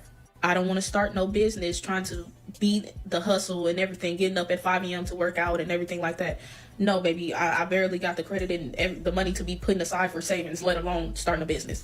So, instead of sitting up here and using my tax money to, pay bills 5 months ahead in advance and get a car, I would rather book a cruise. I would rather do things that make me happy. I'm tired of trying to keep up with fiscally the Joneses and irresponsible, everything but else. okay. I'm literally ready to give up my house and kind of be a nomad, homeless, whatever y'all want to say. Hey y'all, I just finished my spiritual quiz at Planet Fitness. I obviously look cleaner, I look pure, I look good.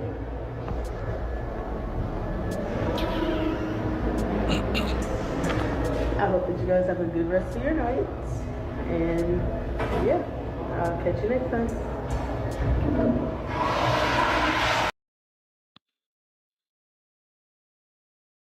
These easy balance. The fuck?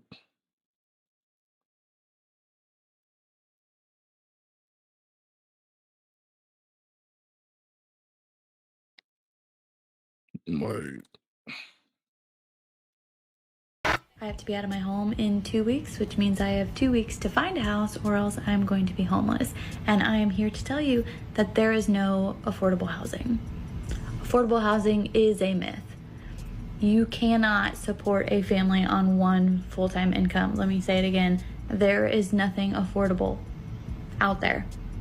Trailers cost as much as houses right now. Trailers cost more than I have ever paid in rent for any place that I have ever lived at. Ever. Why are you looking at trailers? From someone who constantly vents on the internet, I can tell you firsthand that most people do not care about your problems.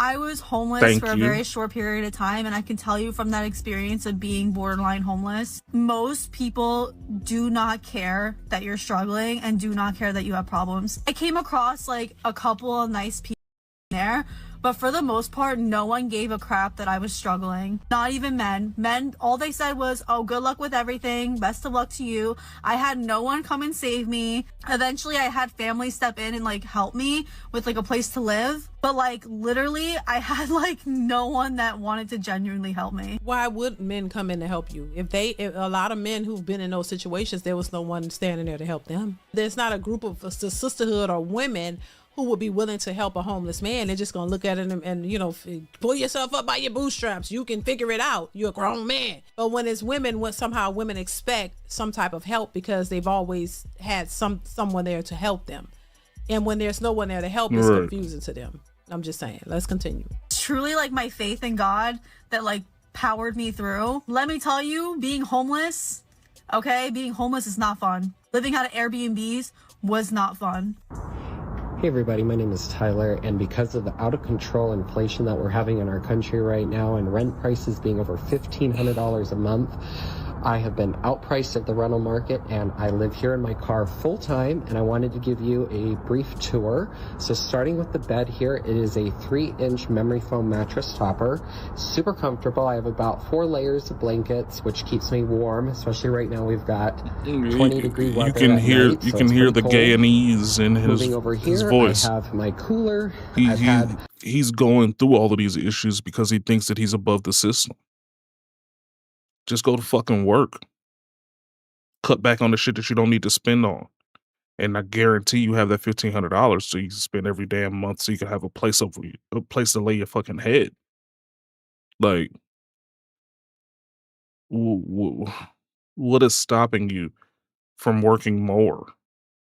Getting the money you need to get into a place and then subsequently just maintaining that lifestyle of having a place. Like, I don't understand. I don't A few understand. people tell me I'm not supposed to have this cooler because I live in my car, but it actually was a birthday gift last year for my 30th birthday, and I just can't part with And it. you're I 30. absolutely love it. Wow. Keeps all my food cold and fresh for days. I absolutely just adore He's this 30. cooler, so I'm not going to get rid of it. And in the back there, you can see I have 2 really comfortable pillows. I'm like crying tears of joy. Fuck out of here. Because I've been homeless. Fuck out of here. You know whose responsibility it is? Your parents. Wherever his parents are, it's their responsibility. Because, I mean, honestly, they should have taught you better. At any point in time where I feel like I'm about to go completely assed out and I'm going to be dick to the wall, and I have to live out on the street or in my car, I'm going to go commit a crime so I can get locked up. 3 hots on the cot. I mean, why not? Have some kind of dignity. Fucking out here living in the trunk of your car and at 30 years old and complaining and shit. Go do more. Like, go do more. Go marry another poor person so you can be poor together and y'all can be put your little bit of money together to get something. Now she's crying because she was homeless and now she finally has an apartment. Right. Shout out to her, baby. I know it's rough. And you know, to speak on the guy prior to this was a man who was homeless. Most people don't care about men being homeless, but when it's a woman, you know, they expect the help, like I said before. And so it's a real thing. It's a real thing. You know, there are lots of people living in their cars with full-time jobs, going to work every single day, and they don't have a place to stay. Let's continue though. Sorry, I'm like really emotional. But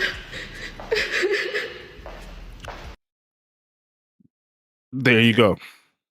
There you fucking go.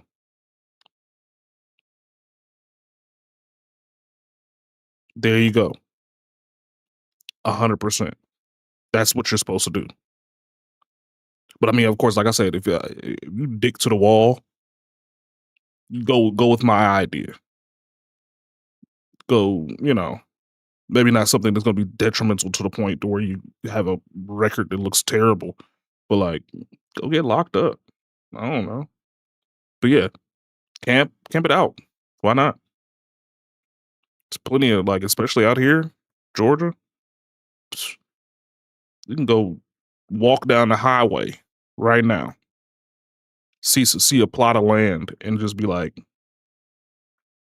I'm gonna go 2 miles just straight forward into that random woodland area, and I'm gonna pitch a tent and live my fucking life. Like,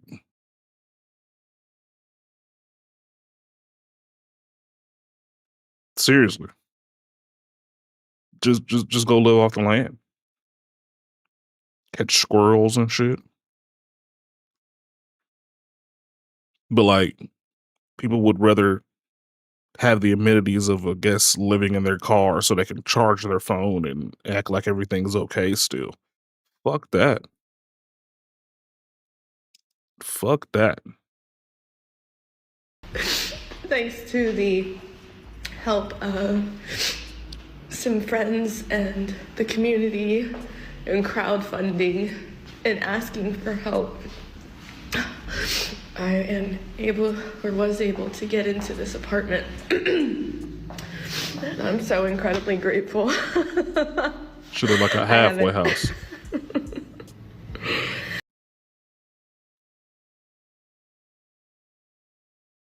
Ready to lose the hat and regrow the hair? With Choose by Him. Should look like a halfway house. That shit crazy.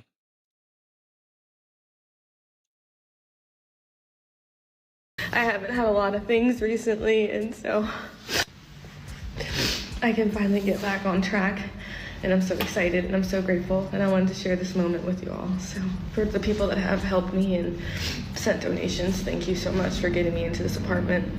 Oh, she got donations? Upward. So that's what I'm saying. Like, you got donations to be able to afford to move into this place. So that means you're going to be contingent continuously on donations to keep you in this place. Who wants to deal with that?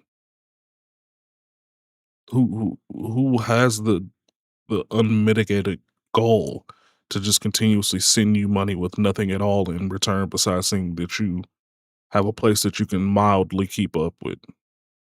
Like, nobody wants that. Go do more.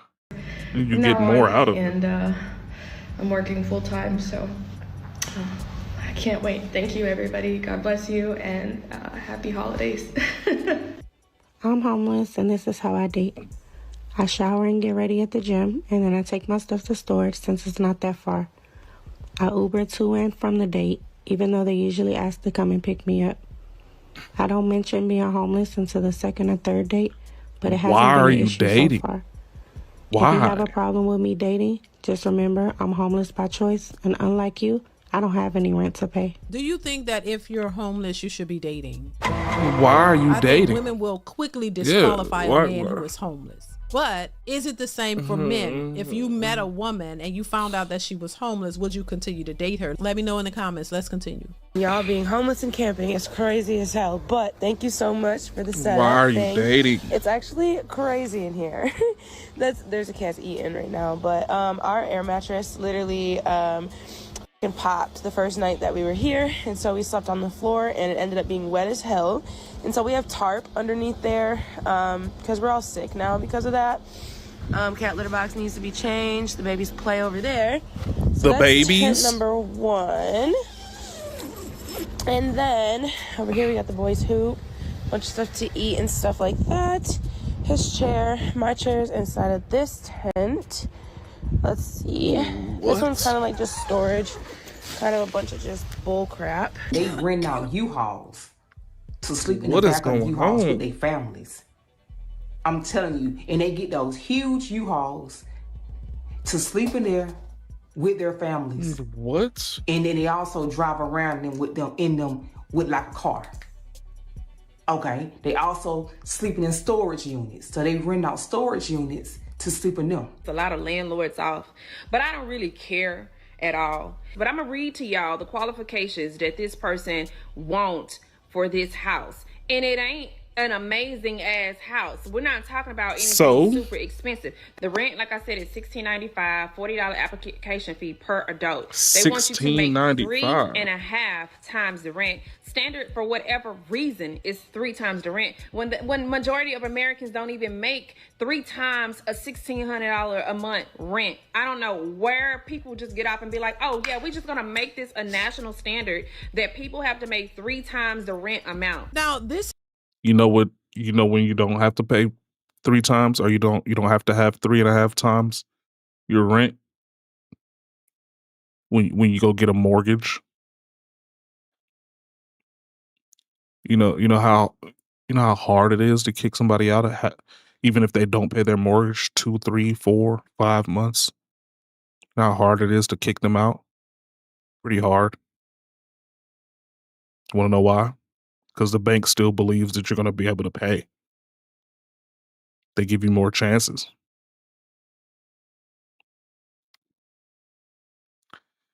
If more people were actually worried about their housing situation over just being affordable and trying to live in their best life or whatever like that, you would have more people without these housing issues. Like, these are all issues that you bring it upon yourself because you just don't want to take the harder road. You want to take the easier road, which means that you're going to end up paying more. Like, simple as that, literally.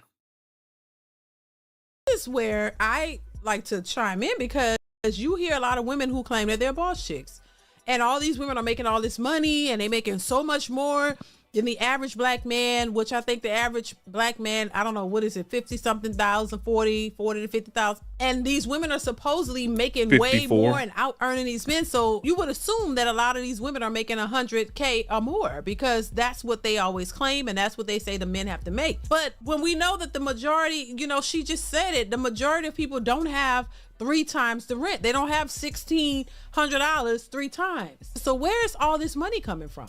And why do we see the homelessness rate rising amongst women? So where is all these boss chicks making 6 figures or more that can afford these bills? Where is that the majority? Because from what we're seeing and what statistics say, that is not the majority. So that's maybe a super small percentage of women who can afford that life. The majority of them cannot. So I don't understand why they like to push this boss chick mentality when in actuality, a lot of these women are struggling. Let's continue. Majority of people can afford 2 times the rent on a specific basic home like this. But this person is going even further. They don't want you to have 3 times the rent. They want you to have 3.5 times the rent. They want the last 2 years of your W-2s, the last 3 months of your check stub, driver's license or ID, social security card. They want you to make 2 months worth of rent as your security deposit before you even move in, and you have to have a credit score of at least a 670. I'm trying to tell you off the bat, that disqualifies so many people from being able to be in a home that is decent. Let's add that up, why don't we? Off the rip, you have to pay first month's rent, $16.95. You have to pay $40 application fee per adult, and let's just say the standard adult is 2 adults, right? You have to pay, if you have a pet, which majority of people in Houston do have pets, dogs, it's a $250 non-refundable fee per pet. So let's just say you have a pet. We're gonna add that up, and then you have to make 2 months of the rent to equal the amount of the security deposit. So that's $16. Okay, straight up, you can eliminate $600 of those dollars if you went for mortgage instead of rent. Literally. $33.90 is more than I paid for my down payment on my home. I didn't pay the 10%. I ain't gonna flex. I'm paying mortgage insurance every damn month. But $33.90, I think I paid $32.60 or something. And that was like 5% or something like that. Like, you could move into a income controlled because you pick the place that you live. Your mortgage isn't going to go up and down like that. And I don't pay nobody $16.95. I'll tell you that damn much too. And that's with HOA fees included. I don't pay $16.95. So actually, I don't even pay $16.95 if you want to include HOA fees, electric, water, and my internet. I'm not paying $16.95.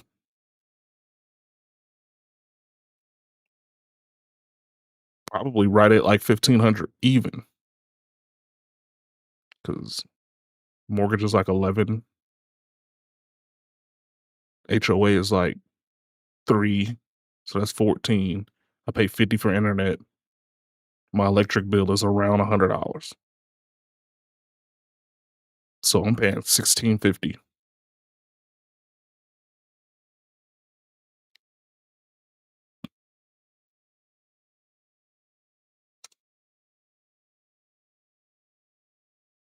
$95 times 2.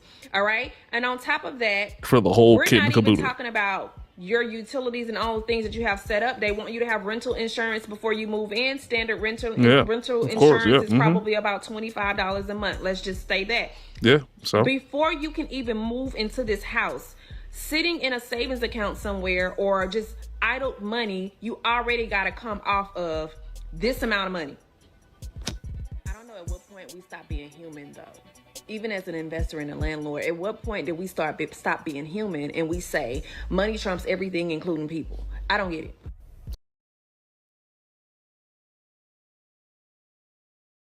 Style starts with the details. Shit's crazy. This shit is crazy. I don't see how these people are making it seem like this shit is impossible. Shelter. Start my morning with journaling my thoughts and my feelings and what I'm thinking. Why are you wasting time journaling? Meditation, because I'm really starting to lose my damn mind in here. The positivity is truth going out the window. Get my suitcase out, figure out what I'm wearing, and also get my toiletries out so I can wash my face and brush my teeth. Deodorant, of course, cannot smell. Put my pajamas up. These things actually starting to make me sweat every night. Place one of my bags on top of the other to make it easier before I change my shoes. I put on different shoes today just because, why not? Oh, so you got different shoes. Storage, so lay my edges down. You had money to go buy some more shoes and you got matching luggage. But you telling me you can't find somewhere to live? Why? Now, of course, this is all I have for breakfast. The food here has honestly gotten to me. Come do my voiceovers for my TikTok content and whatever else I need to finish up for the morning. They actually told me I gotta stop coming up here, so there's that. I gave myself a tarot reading and it pretty much told me that everything was about to happen. It's another rainy day, which means it's only so much that I'm gonna be able to do. I usually like the rain, but with what's going on lately, I'm just kind of over it. Maybe just downtime was needed. Go to the 7-Eleven to figure out what I am going to eat because, like I said, I'm so tired of that food. I'm thankful, but I'm definitely tired of it. Once again, and I'm not putting this on everybody because this is not everybody's situation or everybody's talking points, but this is why I think a lot of the so-called boss chicks are doing the majority of individuals are injustice. You're making these women think that they should be expecting more from a man by being unrealistic. And I really think a lot of this could be avoided if you had support and help. 2 is better than 1. You know, because all of the burden is on one person. This is inevitable. This is what we're seeing happening. You know, and even with 2 individuals, 2 people is hard. But I really believe that you can manage better if you manage your money properly.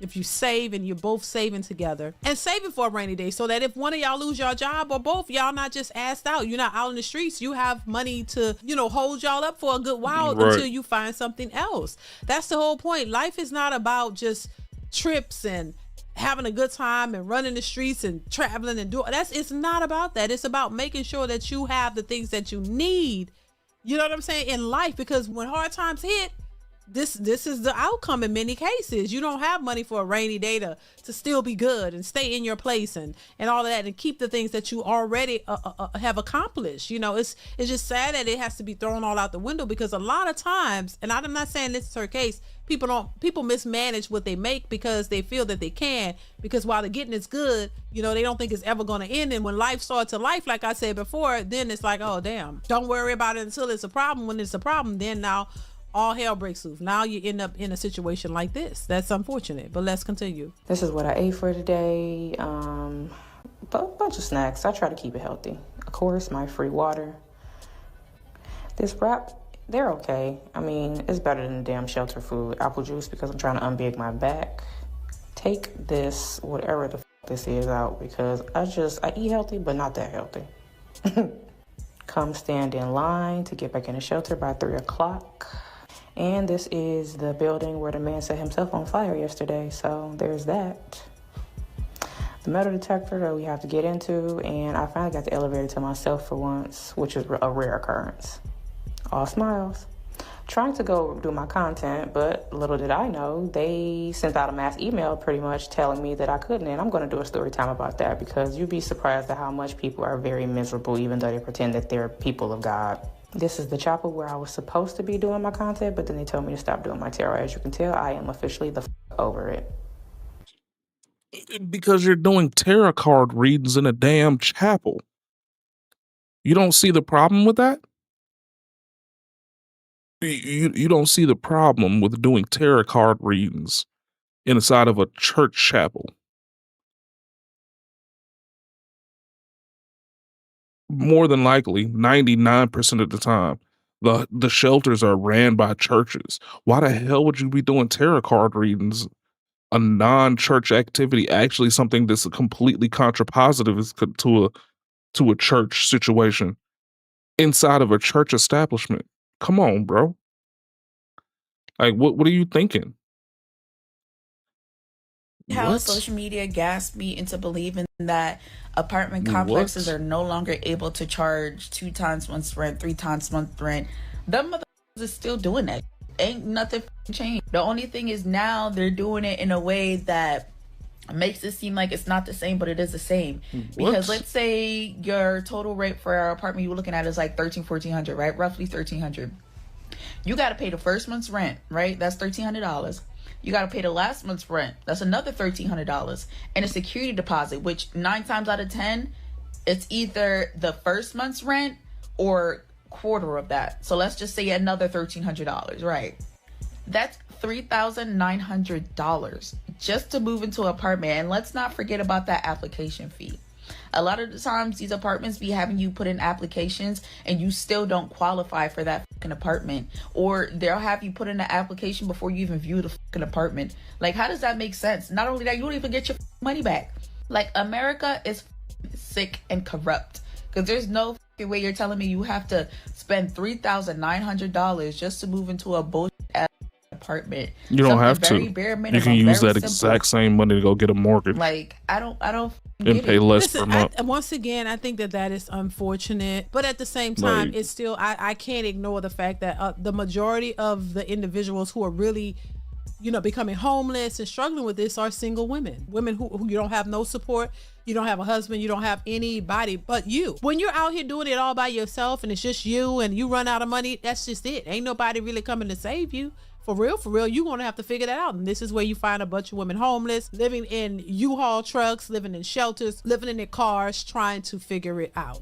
You know what I'm saying? And it's unfortunate, but it's the reality that we're facing.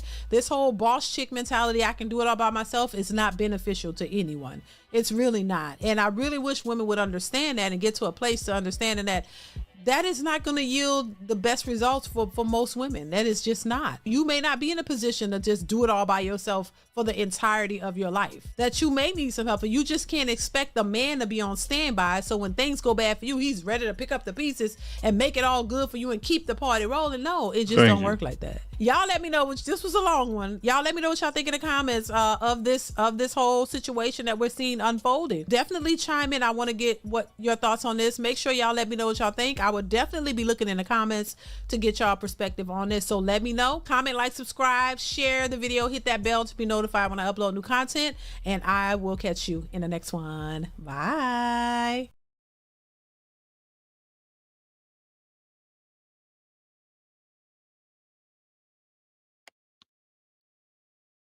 How long is it gonna be in this weird ass fucking? Come on. Okay. You asked about high functioning, low value. Yeah. High value, low functioning guy has a lot of money, that's value, but he has low functioning behavior. He can't process his emotions, right? You know what? I wonder what she would establish herself. Are you a high functioning or a low functioning woman with your roster? As a woman at 40 plus, whatever, how old that you are, make all the money that you want, but the truth is the truth.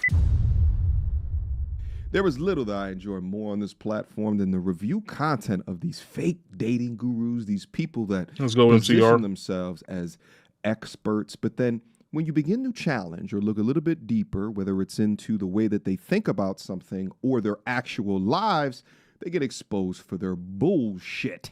And that's going to be the content that we're going to go over here today. Dr. Cheyenne Bryant, please step to the front of the congregation. To be honest with you, I don't know how she's still getting invites for interviews, baby. She's been further exposed for her bullshit on the content.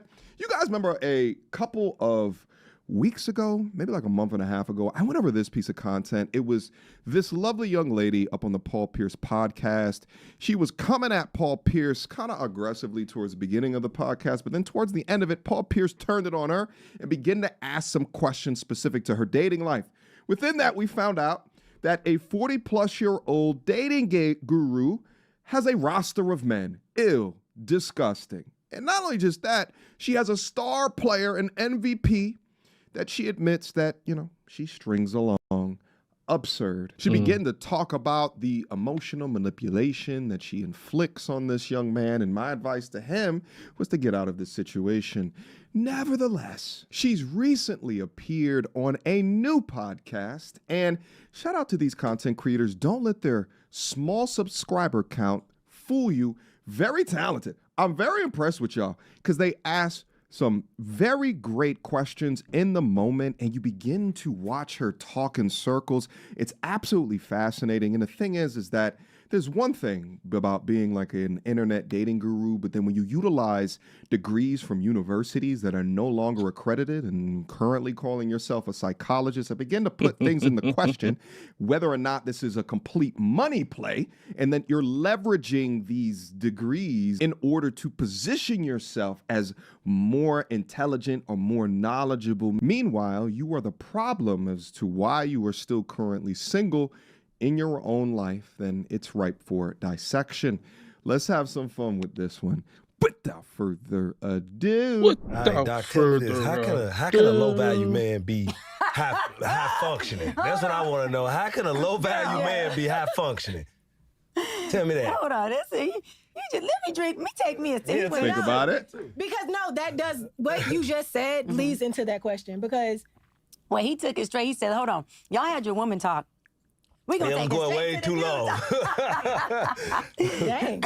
Okay. How can a low value man be high functioning? Yeah. Okay. So. By the way, it's gonna take a second. Let's let it build. Okay. Just listen. Well, I want to clear this up. Okay. Kevin Samuels used his low value or his term of value as the noun of value, which is morals and values, which I love that too. I loved his term as well, right? Morals and values of a person. I use the value term as an adjective word, which is value in your success, your accolades, your money. That's how he used it. You know, your relationships, what you got going on, socially, economically. So when I say a man can be low value, that just means that he doesn't make a lot of money. His economic status isn't high. He's not affluent. High functioning just means that this man has emotional intelligence. He has ability to regulate his emotions. He has ability to sit and create resolve with us and not bring in more impairment into our conversation, right? A perfect example of high functioning is what me and your beautiful wife just did. Yeah. We had a perception exchange. There's things that she heard me say that she pushed back on, but there was never a time where our emotions wouldn't allow us to receive each other. Right. Yeah, right? And still not have a respectful conversation. And after this, still give a hug and love on each other and have a glass of wine if we wanted to, right? So again, low value man is a man who just economically isn't affluent. Gotcha. Doesn't make a lot of money, just to put it out there easy. High functioning means this man can have a conversation. Okay. This man can regulate his emotions. He can receive a difference in opinion. Shut up. Okay. Right? He is not fleeing or sabotaging the conversation as soon as things don't go his way because his inability to sit in uncomfortable emotions or sit in discomfort when the table isn't turning to him. Just like a high value, low functioning man, which is a lot of many men who are in power are high value, low functioning. High value meaning what? They got the money. They got the value. They got AI sound effects in 11 Labs just got a major upgrade.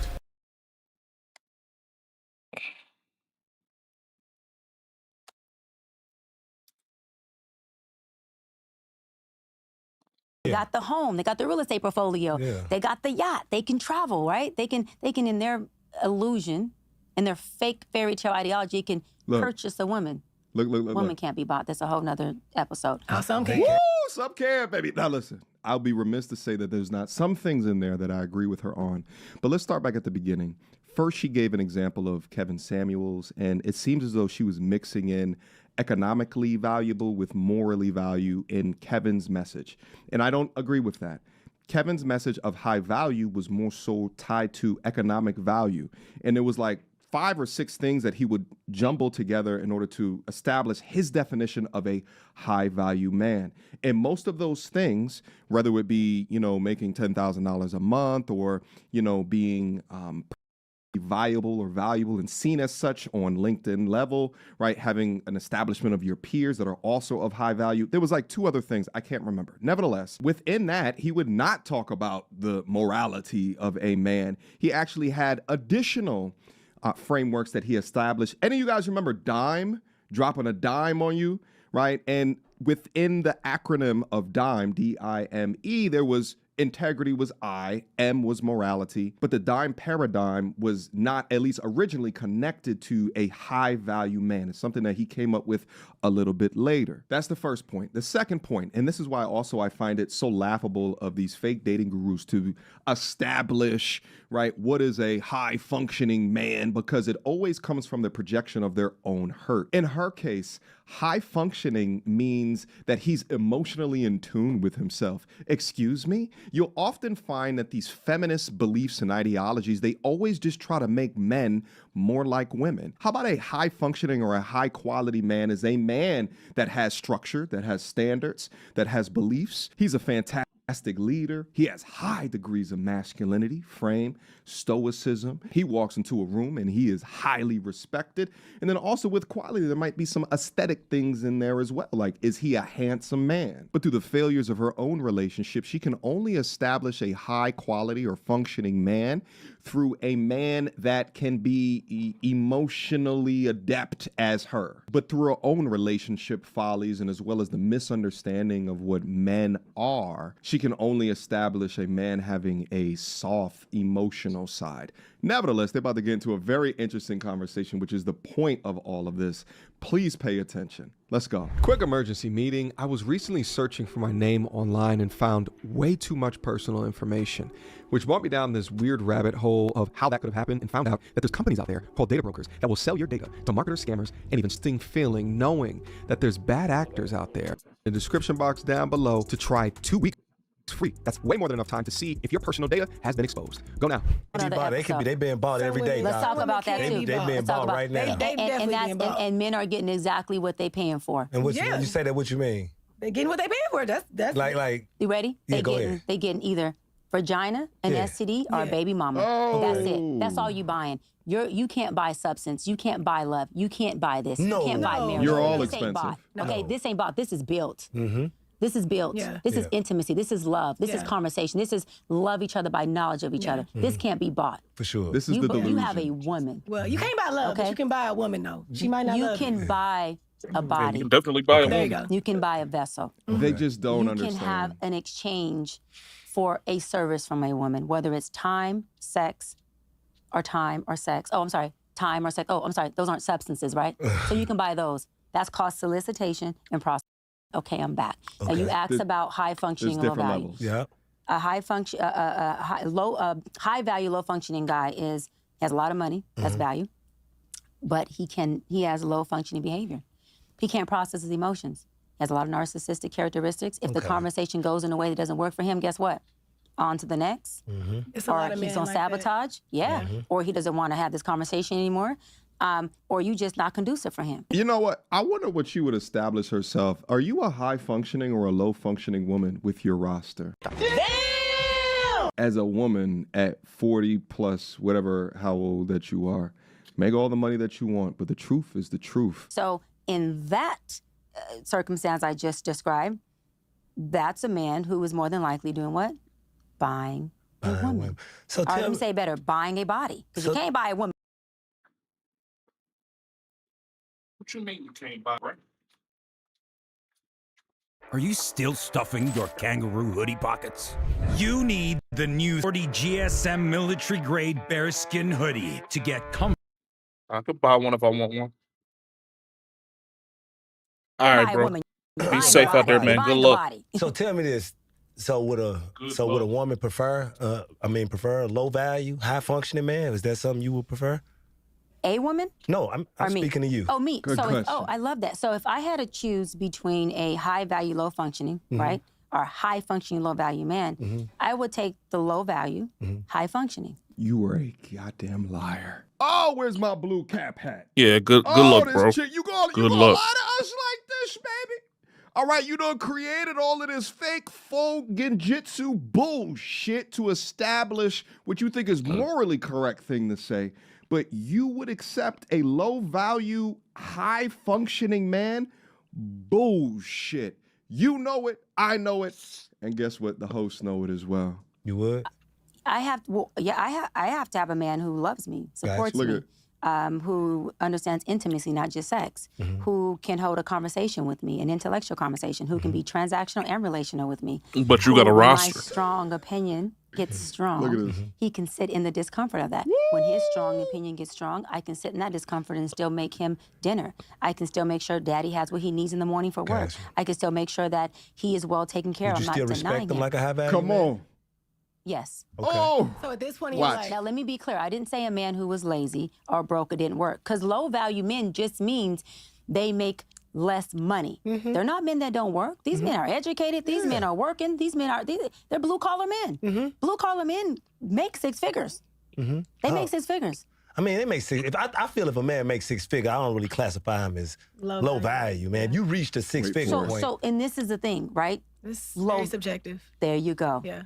We agree on that. Make it Low objective. value is subjective. Okay. I always say, for me personally, I'm not clocking the dollar amount that my husband makes. Bullshit. It's what lifestyle can we provide ourselves and our family collectively.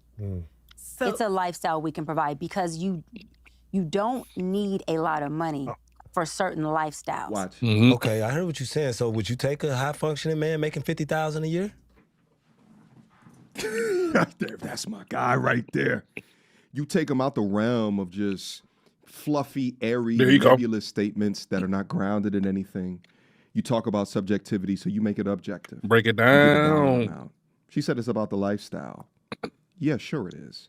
You make way more than enough money for your own lifestyle. You add another guy to it, it should be nothing for you. So then the money shouldn't matter, right? But see, that's where the bullshit is. As soon as they call out that there's certain dudes that pay for GFE, girlfriend experience, versus some dudes that are trying to look for actual relationships with girls that like them, there's still a minimum requirement. There's still a money minimum requirement. All men pay some way. And that's the thing, is that the majority of women, especially that women that look a certain type of way, that have a certain type of aesthetic, ain't looking nowhere near these dudes over here that don't have a certain minimum foundational money establishment or foundation. They're not even looking for it. Why? Because they want an experience. They want to go on trips. They want drive certain cars or have you in a certain car. They want to live in certain parts of town. Every guy is paying for it. And this is the reality. No matter how much you try to shame certain men into saying that all they have up for is STDs or whatever the hell it is that you said, this is the reality. But let's see how she answers. That wouldn't fit my lifestyle. So you wouldn't take him? Not because he makes $50,000. You liar. Why? Then it's because he makes $50,000. It is because he makes 50 high functioning. It's not the judgment of the dollar amount. What is it's it? because of where I'm at in my lifestyle. So it wouldn't be equally yoked. It wouldn't be yin yang for me. Now, let's just say. So that's the reason, though. That's the Dr. reason. Cheyenne, because you said you wouldn't take him if he made $50,000. It's not about judgment. It's about the fact that you just can't pay for what you need. What to I'm pay saying for, is, right? if a woman is in the space where she's making $80,000, and this man can add to whatever her lifestyle is, and he makes $50,000. For her, that is conducive. I'm not going to say the amount I make, but I do really, really well. Yeah. And so if I got with a man who was making $50,000, I would be the breadwinner, and I would be taking full care of him, because the lifestyle that I have for myself and my family wouldn't be fair to him, because he would come in and he wouldn't even be able to slightly provide. Makes total sense. Makes total sense. I wouldn't take a man that's making but what I'm $50,000 saying either. is, but it goes further than that, because psychologically, that would impair that man. That would impact that man. I have yet to meet a man who doesn't want to be able to add or provide when he is saying, I'm ready to be a husband and I'm ready to be a father. Style starts with...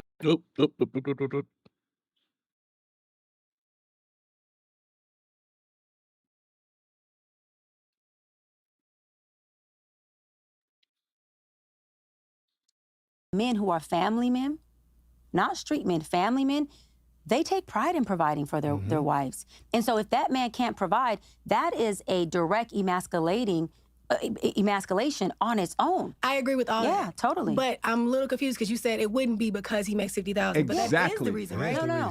I'm taking accountability and saying it would be because of what I make. It would be because of where I am in my life.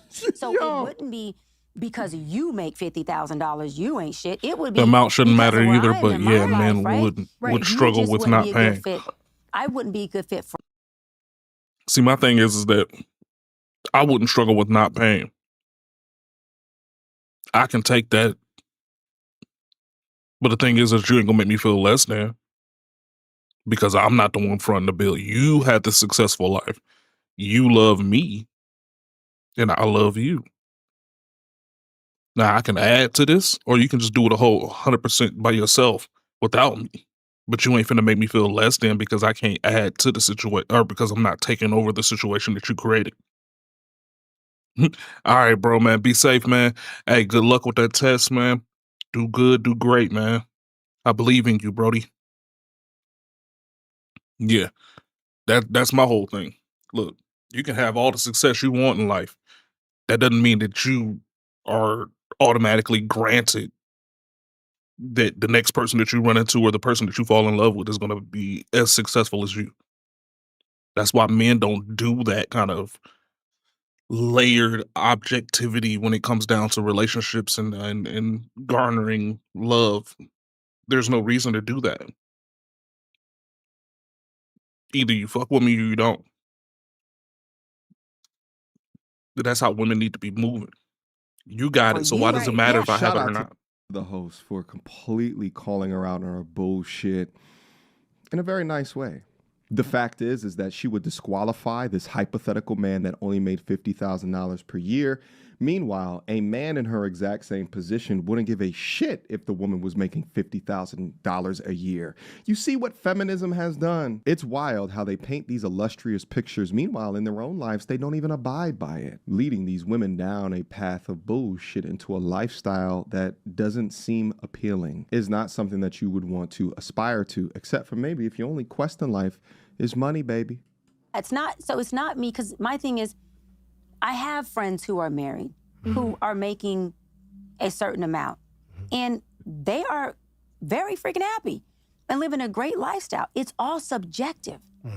And so again, I would never tell a man, let me word it better, because you made $50,000, you can't be with me. That's not what I'm saying here. What I'm saying is, because of where I have grown and because of the lifestyle I became accustomed to, I wouldn't be a good fit for you. That's the same thing. That's the same thing. That's what I was saying. It can be to us because you're not. It's literally the same thing. It's just packaged just a little bit more bullshitty.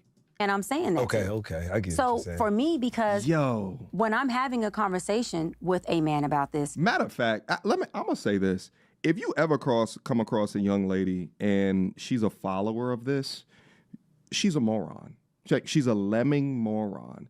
How can you, right, like, someone can say something to you and effectively have the exact same result of what it is that they're trying to say, but just because they package it a little bit different and because it sounds a little bit more warming to your ears, you're going to believe it. It's actually wild to see what people get attracted to because it makes them feel good from a product perspective. Make me feel My good. intention is never to emasculate him or never to make him feel small. So words do matter when it comes to a conversation you're having with someone. When you intentionally are not trying to tell them you ain't good enough, bro. But what if he's high functioning? He making 50. He make a good man. For me personally, that is still a great man, but he's not conducive for where I am in my career. Because he don't make enough money for you. Yeah. Because he couldn't sustain, and it would in return All men must affect this be man. honest, you couldn't respect him. You couldn't respect him. I could respect him. You can respect him? Yes. Well, then why wouldn't you take him? He make 50, he make you happy. Because what happens is psychologically, when that man cannot provide for a woman of my caliber, it affects him. So as he becomes emasculated, it don't bother me as none. his confidence starts to dip, as It his don't bother me self-esteem none. starts to dip, It don't bother me at none. that No. point, a woman starts to lose respect because I can only respect you at the level that you respect yourself. So why would I put a man in a position that is called selfish to me? And to me, that's a little narcissistic of a woman to say, I'm gonna put you in this position, knowing I'm gonna have to have full control, knowing I'm gonna have to take full care of you. And then just say, well, it's going to affect you mentally. You have to But when take it full does, care of me just because I don't. You know, I'll just roll on that and maybe either. So because I don't want to wear ugly ass multicolored Gucci blazers, and I don't want to fly private jets, you have to take care of me all of a sudden. No. I guarantee with what I make, and I don't make a whole lot of money, if all I got to worry about is paying for the roof over your head and the utilities, I can do it. No matter what the price is, as long as it's fiscally responsible, then I'll be able to do it. Oh, it don't matter how much money you make. There's a way that it can be done. As long as it's planned out and it's fiscally responsible from the get-go. It doesn't make any sense to be paying $10,000 a month in rent or anything like that. So that would be out of the window. But like, if you have a reasonable home and a reasonable home price for two people living together with a couple of animals, maybe, then yeah, I could figure that out. Now, whether or not you want to ride in a Bentley and do private jet flights or wherever the hell you're going to go, that's on you. That's a lifestyle choice that you decided. You, like me, doesn't mean I need to upfront the bill on the choice that you make. That doesn't make any sense. That doesn't make any sense at all. Take advantage of your vulnerability or just say, well, you know, I can be the powerhouse. I can always look like the one that's big, the big shot or the big dog of this relationship. Right. No, I'm not here to make a man feel small. I'm here to make any man, whether it's my man or a man outside of me, to know he's a king. And he needs to be with the right fit to be kinged because it will affect that man a lot more than it will affect the woman. Got it. So for him to be kinged, he has to make however many hundreds of thousands, if not millions of dollars. So you are exactly contradicting the statement that you said earlier. Exactly. It's funny what happens when you get put under a degree of scrutiny. Buckles, folds, foundation, lost. And let's address this man being emasculated because the woman makes more money. That doesn't happen. Shit, if I met a chick that make more money than me, I am good, bro. Ain't no you think I'm tripping? Degree of emasculation that will ever happen with me because I'm still gonna be a man at the end of the day. Exactly. No matter what Talk the to him, money MCR. situation is, the issue is that when y'all get all this money, y'all egos come with it. Just as I said before, a dude making that type of money, his ego not in it, doesn't need her to be making that type of money, but you do. So at the point that guy might lose his place at the top, his business does bad for a year, you're going to start coming up out your mouth. You're going to start losing respect for him. You're going to get down to the core of the demon witch that is situated within you. That's what men are concerned about with these boss B, make all the money, run this, run that, is that they're going to take degrees of the masculinity that it took for them to win and be successful and then bring it back into the household, challenging his own masculinity or competing with his masculinity. It's not the other way around, that because you make that much, I'm going to just be emasculated. Oh, gosh, she's making too much money. Oh, it's too much nice shit around here. This. I don't understand what I'm hearing. I don't understand what Shawty got going on, man. Here. Who is choosing him? Do you want I see it happen in my office all the time. Do you want to be married? Yes, you do. I will. Okay, so let me ask you this. Why do you believe you're not married already? Well, I mean, one, I wanted to wait until my career was fully, really to the space it is now. I wanted to make sure that I didn't have kids, for me personally, born in a deficit. They're born in equity, and equity is not just financial things, right, and accolades and things that I can offer surfacely or externally, but I wanted to make sure that I was in a place where I'm not just choosing a husband, but I'm choosing a father. A lot of women choose husbands, and then they go, he's not a great father. And of course, you don't know if he's good at either until you are in the experience of them, but you can use something called wisdom that can help you choose better. Doesn't mean you're gonna choose perfect, and it doesn't mean that I'm exempt from divorce or I'm exempt from any of the things, because I'm not, that come with a marriage or a relationship whatsoever. But yeah, I wanted to wait until I am exactly where I am now. And so this year, I've said on other shows as well that I took my IUD out this year, and I am now ready to be married. Like and 45. I think that if more that bitch people like did 50, it on their terms, took my IUD I think that out.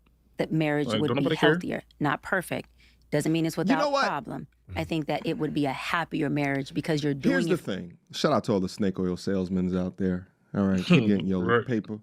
Keep on doing your thing. All right. However it is that you choose to do it, I can't listen to her no more. And it's because when you ask her a question about something where we can't compare or contrast the things that she's saying, it's just a whole bunch of fluff. It's a whole bunch of nonsense. So the thing is that from the low IQ in the audience, they could be like, yeah, honey, boo boo child. Yeah, because he didn't know he was a good man, but not a good father. You right. I've heard situations where that can occur. Boom. What's this link? Let me go sign up to the... Right. And that's how it generally happens, something like that, right? It makes them feel good in a situation because it takes the mirror off of them to point outward to establish someone else being responsible for wrong or something not going well as opposed to themselves. So when you ask her a question like this, you're just going to get fluff. You're going to get bullshit. You're going to get like roundy loops, talking in circles. Now, but again, what's interesting is that at the beginning of this conversation, she was trying to do the same damn thing until, and this is why I tell all my G's, right? When you get in these different conversations, take things out of the nebulous, take things out of the ambiguous, the subjective, all right?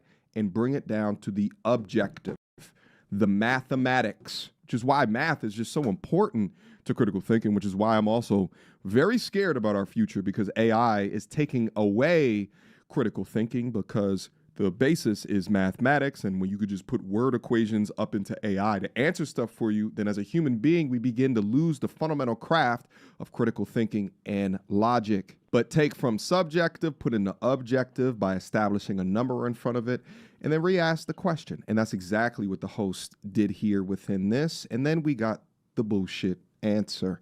Guys, questions, comments, concerns, y'all already know what to do. Mail to tourismreviews@gmail.com. Am I right? Am I wrong? Leave me some comments down below just so I can understand, right? Because maybe, maybe she's 1,000, but right, like maybe she understands, right? But leave me them comments down below just so we can have a formal meeting of the minds to unpack and understand, all right?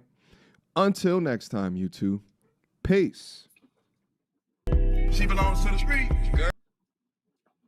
I don't even know what's next. I don't know what's next. I can't remember.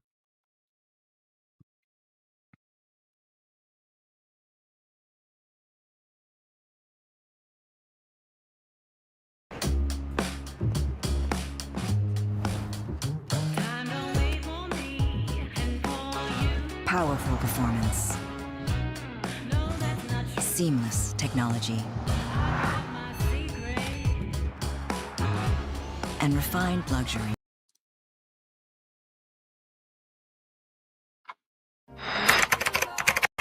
Paul Pierce. All right, last video. So Bella Thorne, she proposed to her fiance. What do you feel about? Where you finding them at? Damn.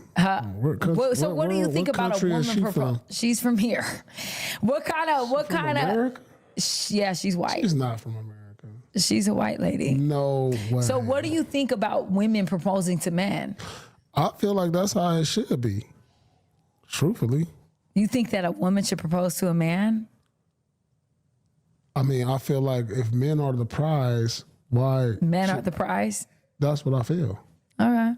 We had this on other episodes. I said, like, when you said who's the prize, the man is the prize, because at the end of the day, it's no benefits to us to marry a woman, because when a woman marries us as a man, regardless if we're minimum wage, middle class, or upper class, it's you get the kid, you get everything. You get the kids, you get the money.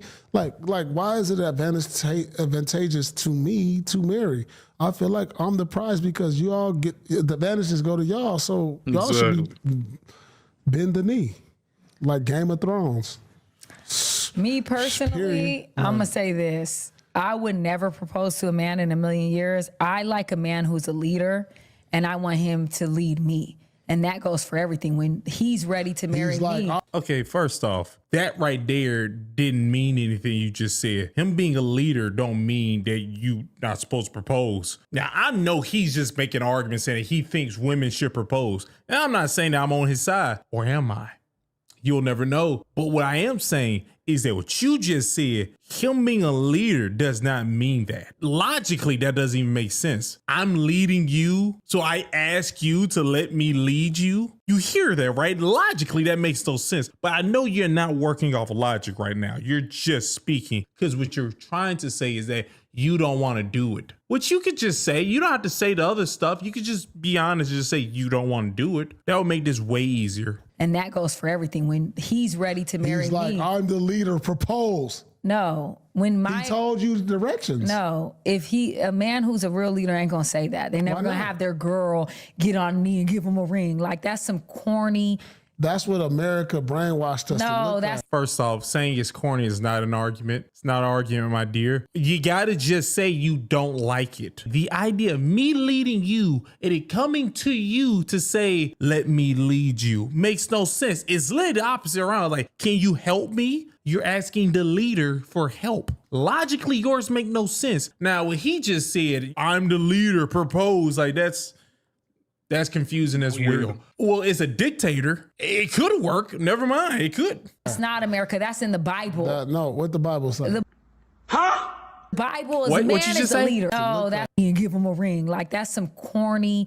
That's what America brainwashed us to No, look that's at. not America. That's in the Bible. No, what the Bible says. The Bible is a man is the leader. I'm not going off of. Yeah, I knew you effed up because where in the Bible does it say a man supposed to get on his knee and propose to a lady? Where does it say that? Does it say it anywhere? Give me a second. Yep, I don't see it anywhere where it says a man's supposed to get on his knee and propose. When did men do this? Closest thing I keep seeing is that they said medieval. Yeah, it dates back to medieval times, proposing on one knee. So yeah, my dear, I don't know what you're talking about. It's not in the Bible. I don't see in the Bible where it says that when you propose to your wife, you get down on one knee. Not that she can get down on one knee. Doesn't say that. But what you're saying, Now, I don't know if a man's supposed to propose to his wife. Tell you the truth, a man supposed to go to your father so he can get with you. It's not about like you. He goes to the father, not you actually. So we're going to the Bible. It's actually man to man. That's what happens, not you. Bible say that men should propose? No, but it also doesn't say that. It doesn't put a woman in a position to be the person that's proposing to a man. Like a man is the That's not person the argument who you God made made woman for man. Did he not? If you going by the Bible, since we going by the Bible, She doesn't know the Bible. Everybody's out there, but we're going by the Bible. Man was made first. So the nigga was out doing whatever he was in the wild. He needed some help, so he created the woman to help the man. The woman is a helper. He doesn't know the Bible either. From what I just heard, he doesn't know it either. And at the end of the day, I feel like a man should. I don't care. I think that it's very masculine for a woman to propose to a man. That's your opinion. Don't no one care about your opinion. The fact that you just threw it out there like it made sense meant nothing. I feel like it's masculine for a woman to propose. I feel like it's feminine for a man to propose. Get down on one knee. I feel like it's very feminine, quite submissive. Since we just throwing out our opinions, I think it's quite unattractive for women who are not Caucasian to have straight hair. See, that's just my opinion right there. That's my opinion. Dr. Wolf's been fired from every hospital in the tri-state area. Fight or flight is our response to stress. And Jesus. It takes so long for the damn, to come back. Skip part.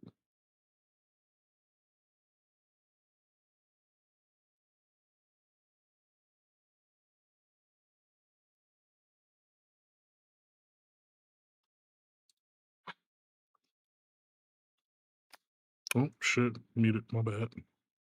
Out like it makes sense. Who raised you? Who told you that was a good idea to do? It will make me feel like I'm not in my femininity whatsoever. And I feel like at the end of the day, I'm not getting on a knee to propose to a big man. I think that that's not cute. And I think that at the end of the day, if that's the case, we don't have to be married, because I'm not going to propose to you and not be. Ain't no man will argue that. That sound retarded what you just said. You think a guy would actually be like, oh, she won't marry me. So long as we doing hanky panky, my dear, and you give me a child, that's all that matters. You don't got to go on knee. We don't got to get married. You think I care? Marriage is for you, my dear. Marriage is for you, not for him. So, unless we're talking biblically, are we talking Bible-wise? Because if we're talking Bible-wise, once again, I ain't supposed to talk to you. I want you also to know, another reason why you are like a precious thing to a guy? You was a virgin. You haven't been touched. That's all. If we're talking biblically. Biblically, you supposed to be pure. You ain't supposed to be tainted meat. Are you tainted meat? Yeah, do you still want a guy to provide? Seems like you should probably get down on that one knee. I ain't gonna lie to you. He can make an argument. Well, for you. Because I feel like the man has to do this grand gesture, but I'd rather us come to an agreement together and be like, should we get married? Because it makes sense for this to happen and that to happen. And we are committed to each other and we do want to be with each other for the rest of life. If anything happens to me, like I would want you to be able to do, be the one to handle that. Like, that would be a collective decision and we can make that together. It doesn't have to be some grand proposal. The fact that you said a decision that we had to make together in a collective and all that, that doesn't sound like he's leading you. Sound like y'all are in agreement. Sound like partnership, the thing that you was just against. You gotta make up your mind, my dear. Partnership or leading? That right there was all partnership, what I heard. Partnership. But what I will not do is get on the knee and propose to a man. The only thing I'm doing on my knees is that's it. Well, that doesn't make sense. You have to say because that. I'm saying that like, doesn't make Paul be for real. Stop being on this podcast saying this. Listen to me and I'm gonna be for real. Like, don't do that. I'm gonna be for real. Like, if you can really imagine a girl getting on her knees with a ring, like, baby, I'll let you know when I'm ready to get everything married. else. Why wouldn't it be for a ring?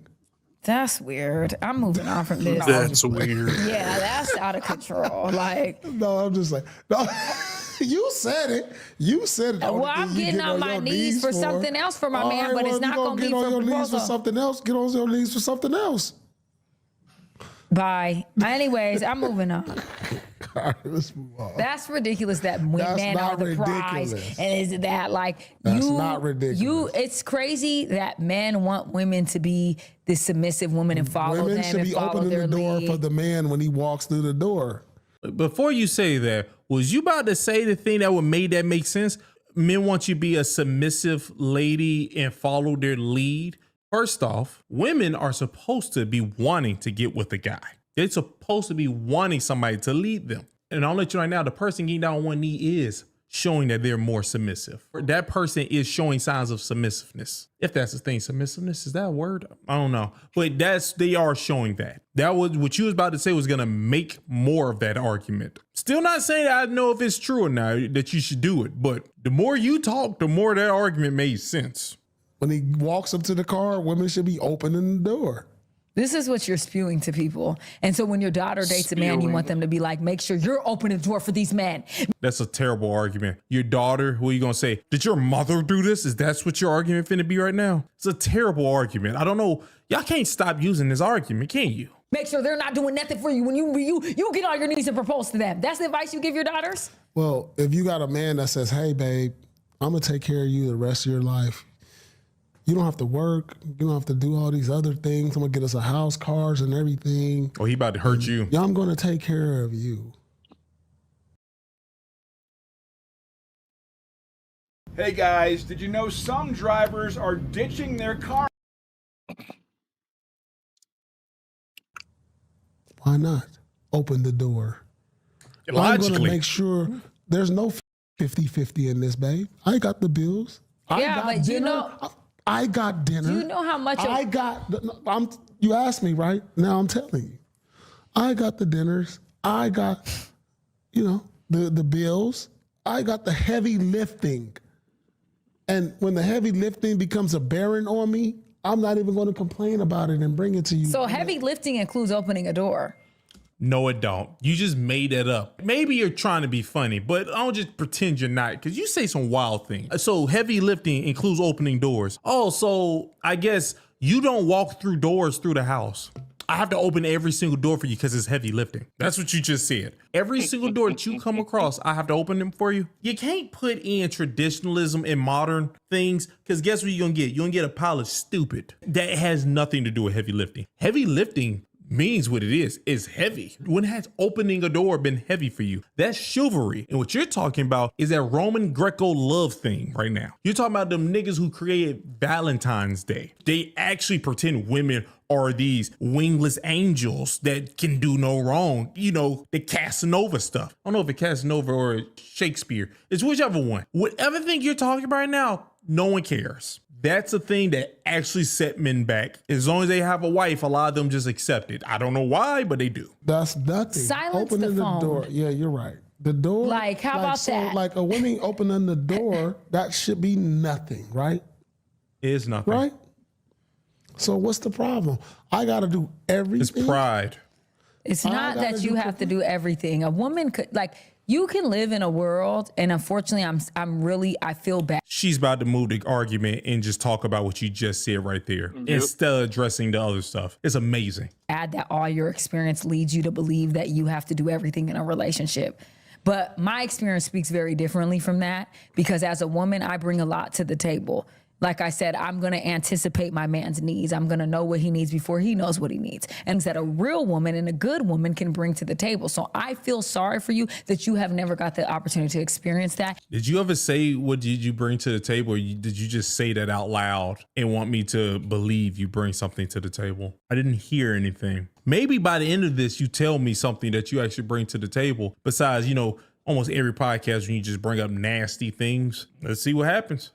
And I really do hope that you meet someone that can show you that differently. Until then, you'll have your opinion, and that's okay. I'm willing to agree to disagree with that. But I do know differently. I know that a man could buy a house, but a woman could make it a home. And she could make it into something that a man could never do. She could provide that comfort. She can have this candles and this, that, everything going, and it's a vibe. That's just wrong again, because a lady is a helper. she's a helper, he can definitely do those things you're saying, but you're helping out. So you're doing the things that he don't need to do because he could do it, but he's not going to do it. And you still, is that what you was going to say that you bring to the table where you can decorate the house and supposedly make it a home? Was that what you're going to say? Because, you know, you could have said the things that a lady really do brings, but, you know, let's see if she say it. That's just a little less aggressive. Yeah, sure. I didn't mean to be aggressive. I'm just talking. I get passionate. But I'm just saying, you're saying what the women can do for the man. So, because it's triggering me. Why is it triggering you? Because it's the aggressiveness of the tone of what you're saying. So if you say it a little more pleasant, I can accept it. Okay. So what is it again? I'm not going to repeat it, but I will say that there's a lot of things that a woman can bring. And like I said, but the men, for us as masculine men, we trying to minimize your list of things you can bring because we just feel as a sense of pride, as the pride of the pride. I'm sorry, Paul, that's not a masculine thing. Once again, that's like this thing that everybody pretends is a thing. It's not a thing. Women have duties. You ain't supposed to try to minimize their duties. They have a duty and they supposed to do their duty. The other things you're talking about, yeah, that wasn't actually part of their duty. That was them being helpers. So they're helping you. But they have duties. Like cooking is one of their duties. Nurturing is one of their duties. I think cooking and nurturing can somewhat go at the same thing, but that's one of their duties. You know what another duty is? Teaching the children. That's one of their duties until they, like, if you have a son and then he reaches like 6 or 7, then he's supposed to go be around the father so he'll learn to be a man. But besides that, that's a duty. What you're about to say is not actually have anything to do with masculinity right now. It has nothing to do with it. Because extremely masculine men don't like to be around kids. Yeah, extremely masculine men, they just do whatever they want to do. And she has to just deal with that's if we're talking about really masculine, but you haven't said what percentage you're talking about. But science and information I just learned throughout my life. Science, we want to take care of a lot of different things so the women have their life easy because we know when y'all birth children, that's the most blessing of blessings that can ever happen because like that you guys bring life to the world. So we appreciate that. You know what I'm saying? So that's why we like, all right, because the women, what y'all bring to the table, as far as life, there will be no life without y'all. So we're big old sack goals. What's up? I'm Quentin Rampage Jackson. I am Demetrius Johnson. I'm Luke Rockhold. What's up? I'm TJ Dillashaw. Jackson chains truly set the standard. They shine on every chain. Big old sack. That's like both sides. Like right now, I'll be honest with you, you're romanticizing the role of women right now, but that's still that Greco-Roman love thing that everybody be talking about. We're willing to do all these things, take care of you, make sure you're in a safe nest. We don't want harm or danger to come to you. So like, we just be like, we'll minimize the list for you. But like when y'all start trying to step up and thinking you over the man. Right, like proposing and making that decision to propose. No, that's a good thing. That's why women should propose. That's crazy. Okay, that's anyways, let's move on because I can't keep going back and forth about that. That's the most ridiculous thing.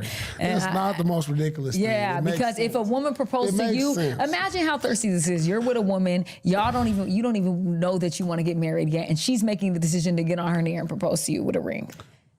As a man, you're supposed to make that decision. The hell? Well, if you want me to go by that logic, technically I am. If she get down on one knee, I can say no. I am still making the decision. Because based off of your logic, if I'm leading and I make the decision, when I get down on one knee, I'm not supposed to say, will you marry me? I'm supposed to say that I'm marrying you based off of your logic. So only we're going by your logic right now. So if we still go by the thing where you say, will you marry me? Then that means the guy is supposed to be the one saying, yes, so we know that this thing is going to happen because he's still leading now. What you're saying is flawed. It still doesn't track. I'm sorry. All right, I got a question. So there's laws in America, right? Okay. And then there's laws in other countries, right? Mm-hmm.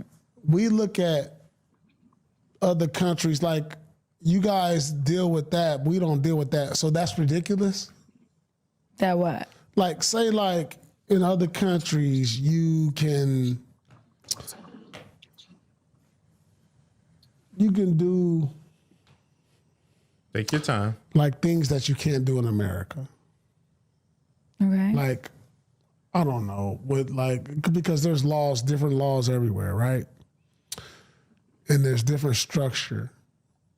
And so we look at it as things that are ridiculous in our country that are not ridiculous in other countries. They're not proposing to people in other countries, Paul. That's not what they're doing. The men are actually creating and curating families in other countries. Religion. And the women in these other countries are supposed to also not be sleeping around having hot girl summers in man. Because, you know, if we go by other countries, what they say in China, if you're a lady your age, you're like leftovers. Like they actually call you leftovers. Paul used the other countries, then he used the other countries by saying men are actually doing these things. Well, women like you are actually supposed to be, you know, pushed to the side. Like you're like McDonald's cold fries. Like you don't actually decompose and just go away. You just stay on the side and people look at it and they're like, I don't want that. Like that's what happens, but I don't want to attack. I apologize. I don't want to attack. Sound like I attacked though. Doesn't matter. They're not doing that in other countries. Period, point blank. They're not. That's not a norm. Like, she doesn't know. Chat GPT. What marriages last longer when the women propose is basis toward the men propose? That's not a thing. 99% of the men, 99.9% of the men propose. But I wonder what that 0.1 relationship status is when the women do. I want to know that stat. Okay, well, we'll look it up. That's not a stat. Big screen. First off, she should be making stuff up off the top of her head. We know Paul does. Paul just be fishing. He throws something out and he see if it hooks. For some reason, things ain't supposed to hook. It hooks on her. When he said women should propose, immediately in my head, I'm like, I don't know if you should do that. But everything, when he made the argument with her, it sounded like women should propose. One of the reasons why proposing women and stuff like that was so special was because, like I said, you're supposed to be pure, you're supposed to be a helper, and you ain't supposed to think that you get to make decisions. No, we use that still when all three of those things are just gone. So no, you are really supposed to propose, if you want me to be honest with you. So I'm sorry, my dear, you are supposed to propose, especially your age. You are really supposed to propose. But I know you're gonna say you got all these guys in your DMs hitting you up saying, hey yo, babe, don't worry, you ain't cook. I wanna hit it from the back. Yeah, you probably got a bunch of guys saying that, but that means nothing. What Paul Pierce said was, it was a reach, but he reached and he got it with you. It became so normal, I reached when I ain't got this All you kept saying was that to you it's corny, to you it makes you feel less feminine, to you it's not masculine of a man. It was all shaming tactics. There was no real argument. Every time you kept bringing up leading, you made his argument sound better. He just wasn't calling it out. Like, yo man, better luck next time, right? If anybody see this video, they gonna believe you supposed to not just do the nasty things. They also want that ring and propose to them. It was a horrible argument that you had. Oh, you ain't know what that was? Oh, that doo-doo, man.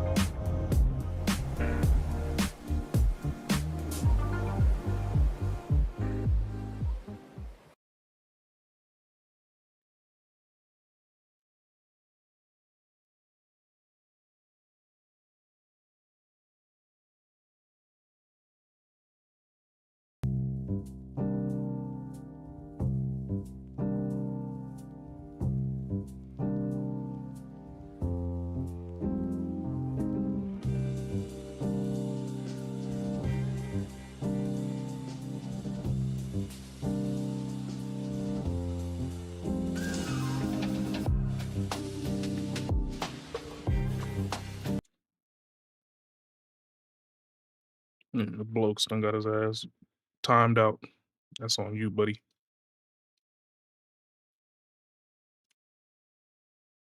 All right, last video for today, y'all. Last video for today. Ah, it's this nigga. Salute to the MABW team. I'm back with another video. Let's get right into the clown show. If you're on YouTube. Hello? Hello? Hello? Hello, what's your name? Danny. Danny, where you calling us from, honey? Columbus, Ohio. Ohio, hold this fucking L. By way of How old are you? 53. 53. Good night. Good night. Let's continue with the good night. What you do for a living? I work at a Amazon warehouse. Amazon warehouse. Pandemic. I'm a teacher pre-pandemic. Okay, but now you work at Amazon warehouse. Yep. Okay, what's your zodiac sign? Cancer. Cancer. Yep. Cancer to society. So we know how this is going to turn out, everybody. Y'all should know about these cancers by now that come on this show. Let me be clear here. These cancers that come on her show, I always say they're a cancer to society. And y'all know why I always say that. This shit about to go downhill. I'm telling y'all that automatically. So Danny, Columbus, Ohio, 53, Cancer, Amazon warehouse. Do you have any kids? I have 6 children. How old are your 6 kids? Wow. 33, 32-year-old twins, 29, 25, and 12. She's a breeder. All by the same man? Oh, excuse me, all by the same man? All by the same man. The 12-year-old is not my biological daughter, but I have custody of her since 2 months. But all 5 by the same man. He's deceased. Oh, I'm sorry to hear that. Were you No guys problem. married? No. No.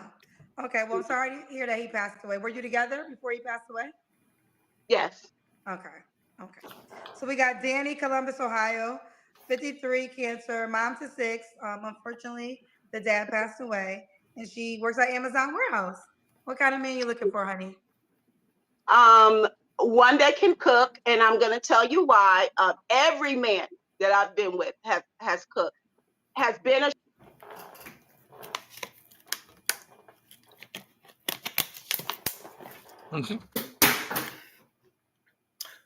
Once again, yesterday's price isn't today's price. Y'all really think, the women that come on here, let me be clear, you really think that you can move through life like that? Well, the men that I used to talk to, the men that I used to deal with, they are. How many men you hold up? You've been married. Hold on. Let me rewind this. And a chef has been to culinary. Hold on. Let me rewind this back. Hold on, y'all. I had to rewind this shit back because I want to see how long was she married for, because how many men have you dealt with? You gave one man 5 children that you were married to. The oldest is 33. See, I gotta rewind shit back. I gotta rewind shit back sometimes so we can get like a time frame of this shit. Because you've been dealing with how many men? Your first kid came out the first kid is 33. Okay? You had your kids young, very young. So you met a bunch of men in your teenage years that were cooking for you. A bunch of men.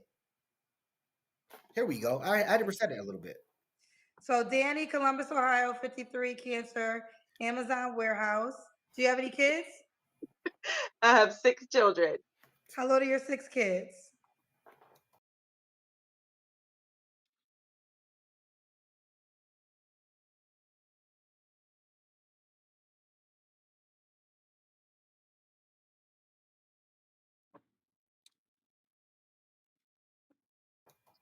$33, 32-year-old twins, 29, 25, and 12.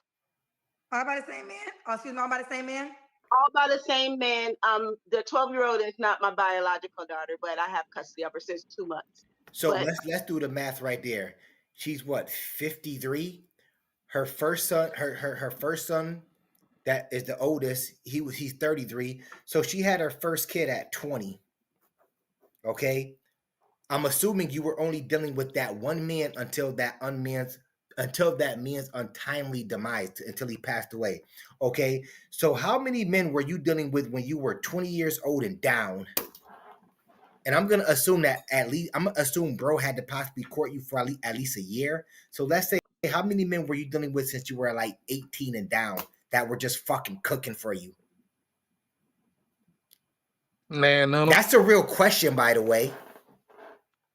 Oh, she said all the men I've dealt with. Who is all the men? You were only dealing supposedly with one man since you were 20, who you gave all your children to, who you were married. Come on, man. Okay. All 5 by the same man. He's deceased. Knock it off. Oh, I'm sorry to hear that. Were you guys married? No. No. Yeah. Oh, you weren't married. Yeah. She hope bro had got a DNA test before he left this motherfucker. Okay. Well, I'm sorry to hear that he passed away. Were you together before he passed away? Yes. Okay. Okay. So we got Danny, Columbus, Ohio, 53, cancer, mom to 6. Ohio, once again, hold this fucking L.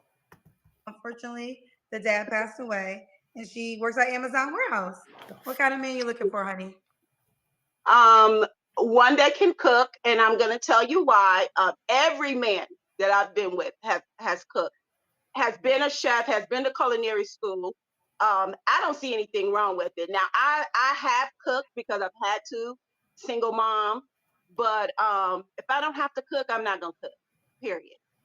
Was every man providing 100% too?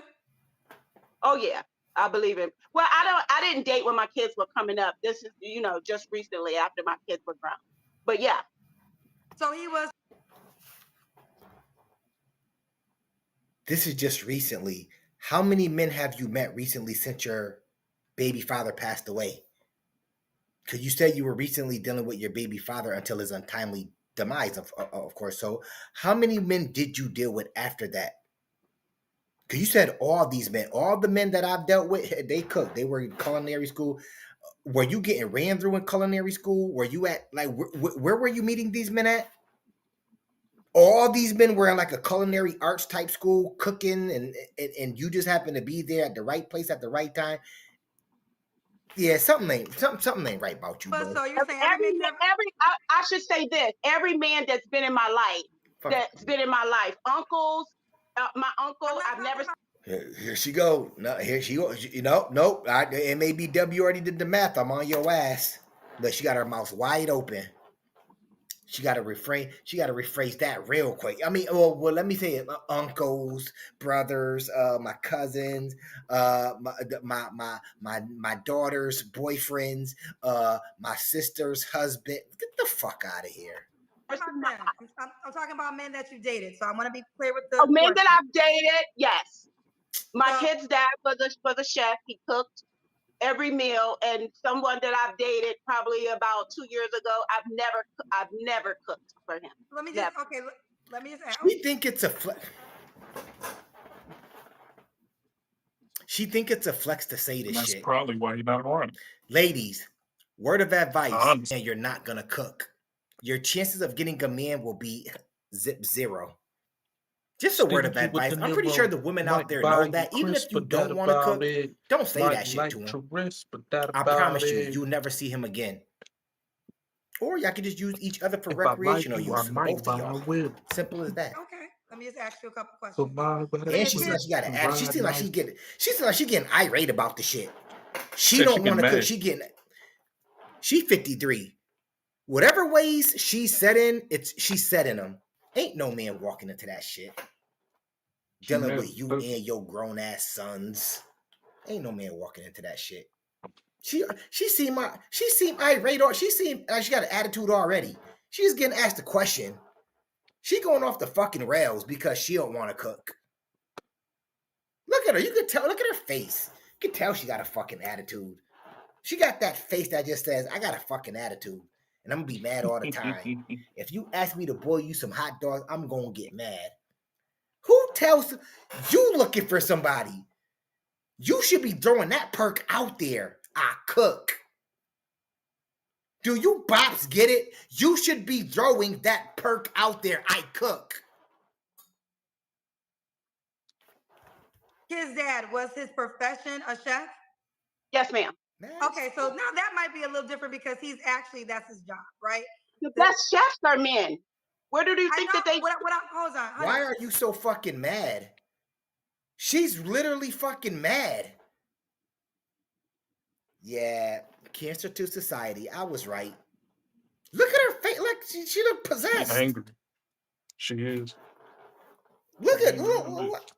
She looked possessed.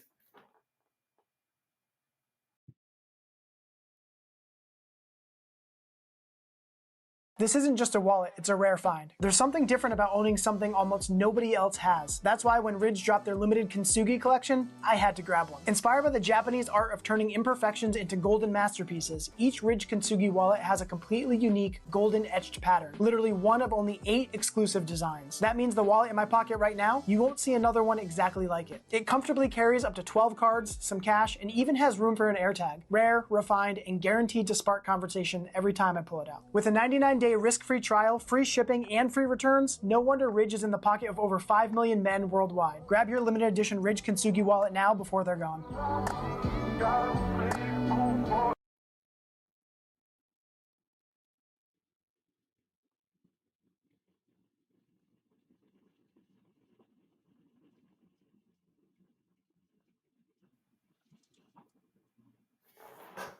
I don't want to argue with you. This is not about an argument. Oh, I'm not arguing. I'm just making you keep over talking me, so we both keep like at the same time. So I'm trying to ask a question. So let's just tone it down a little bit. Imagine if you would have said that shit to Kevin Samuels. Yo, he would have. This is what I said. Even then, you should have banged it on her. Like, you on my platform. Bye. Go find you a man in culinary art school. Goodbye. I would love to see her update. I would love to see it. She straight got an attitude. Like we're like only a couple. What are we into this? 11 minutes. She's got an attitude. Like literally no reason. If she got an attitude 11 minutes in, how combative is she gonna be with you on a daily? The best men are. Yeah, we can cook. You right, but we ain't cooking for your ass. Now, what I'm saying is when you marry a chef, if a woman was a chef, that's probably what they do naturally. Now, my next question is, outside of that man, you said the other guy cooked. Did he pay all your bills too? We lived in 2 different households. No, he didn't pay all my bills. Okay, so the point I was making is a lot of women come on my show and they're saying they don't want to cook and they also want a man to pay all the bills. So I have met a lot of men who feel as though if I'm paying all the bills, the least you can do is cook. You feel as though that is not something that a man should ask for? I understand paying all the bills, but if you have a job, like I work 10-hour days. Who gives a fuck? Who gives a fuck? And he probably worked 12-hour days. I don't care if he worked 8-hour days. He probably still putting in work. The least you can do if you're looking for a man is cook for him. Ladies, when you got, I'm sorry to tell you this, when you got 6 kids, you better throw out some hell of a 5 perks. You better throw out some you gotta throw out some crazy perks. You got 5 kids, ma'am. 6 with the one that you so-called been taking care of since you was a child. 6 kids that got 6 more years left with you. You'll be 59 going on 60. You trying to tell me that you ain't finna still cook? Got to deal with that one child that's in the house, not telling if any other grown adult children are in the house. You don't lost your rabbit ass mind. Fuck. I work 10-hour days. I'm sure he would have a job. No, if he's the better cook, why would you want to eat my food? My food is not great. I only cook out of need. I don't cook because I'm the greatest cook. If you're the better cook, I think you should cook. Fair enough. Okay. Oh my God. So you want a man that won't require you to cook? No, he won't require me to cook. And if he does require me to cook, he's not the man for me. Fair enough. Wow. Yes. Y'all hear this shit? She literally has an attitude with herself. No man has even stepped into her life yet. She got an attitude with herself. She arguing with her. She fighting her own demons. What somebody do to you when you was cooking before? You must say somebody must have did something to her when she was cooking before. She must got PTSD from cooking some shit. That the fuck somebody had you cook a fucking whole alligator and it bit your fucking baby hairs off? What the fuck happened to you? She got trauma. It's like she got trauma with this cooking shit, don't she? Damn. Fair enough. What else do you desire? Someone who is self-aware, someone who likes to travel. Oh my God. Someone who is respectful. I'm gonna like to travel with you. Kind of sin. What men are bringing this type of sin to the beach? I'll wait. I'm guessing he probably gonna have to pay. Man is bringing this kind of sand to the beach. That's Yo, real talk, though. Her Like, attitude what the is. fuck? This shit. She got a This shit don't make fucking no funky sense. ass attitude. She got a funky Don't ass nobody want attitude. none of that. She is that. She of the New York Times Square statue. If y'all remember that. This is the spitting fucking image of the Times Square statue. Spitting fucking image. And that's why a lot of people always think black women got. She arguing with her fucking self. She's got an attitude for no reason. Thinking she could throw out demands. But motherfucker, you got that's 6 insane. kids. Care if they grown or not. 6 kids with a fucking funky attitude. Bitch. No addicts. You look like an addict. No adulterers. Don't call me if you're separated. Don't have time for that. God. I mean, No you're 50, so yeah. Okay. Just curious. You said that your children's dad that passed away, you guys did not get married. No. So I why was did never Right. married. You guys had 5 kids together. That's Why even didn't worse. you not get married?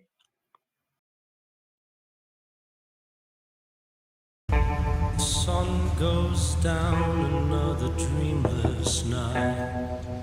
What can I do for you? We laugh until we. Get the fuck out of here. TV. He was out cheating. I'm scared for her. I'm actually scared for Kendra Sleeze to ask her a fucking. I'm nervous. I'm like, shit, please don't go off again. He's out crazy as fuck. Like, I'm nervous in this motherfucker. Like, yo, like, shit. Don't ask her shit. She got me nervous in the motherfucker up in here. We were engaged at one point. Don't count. I don't know. I mean, engaged don't count. His death was sudden. It wasn't. He was young, 37, I want to say. Okay. So, you know, it doesn't matter though. Even if he did have an untimely death, he didn't say, "Yo, we done got 3 kids before." You know, I think it's about that time. I gave you 3 kids, 4 kids, 5 kids. Even after the 5th kid, he ain't. Here we go with the making shit up, everybody. it just never happened before he passed away. It just never happened before he passed away. Whatever. Okay. Did you guys live together too? Whatever. We didn't live together. No. You didn't live together. So y'all had separate households. Yes. Yes. Did not live together. Yes. So you said he was the cook. I thought this was like a household relationship. So you had your own house. Did all the kids live with you, or were they split?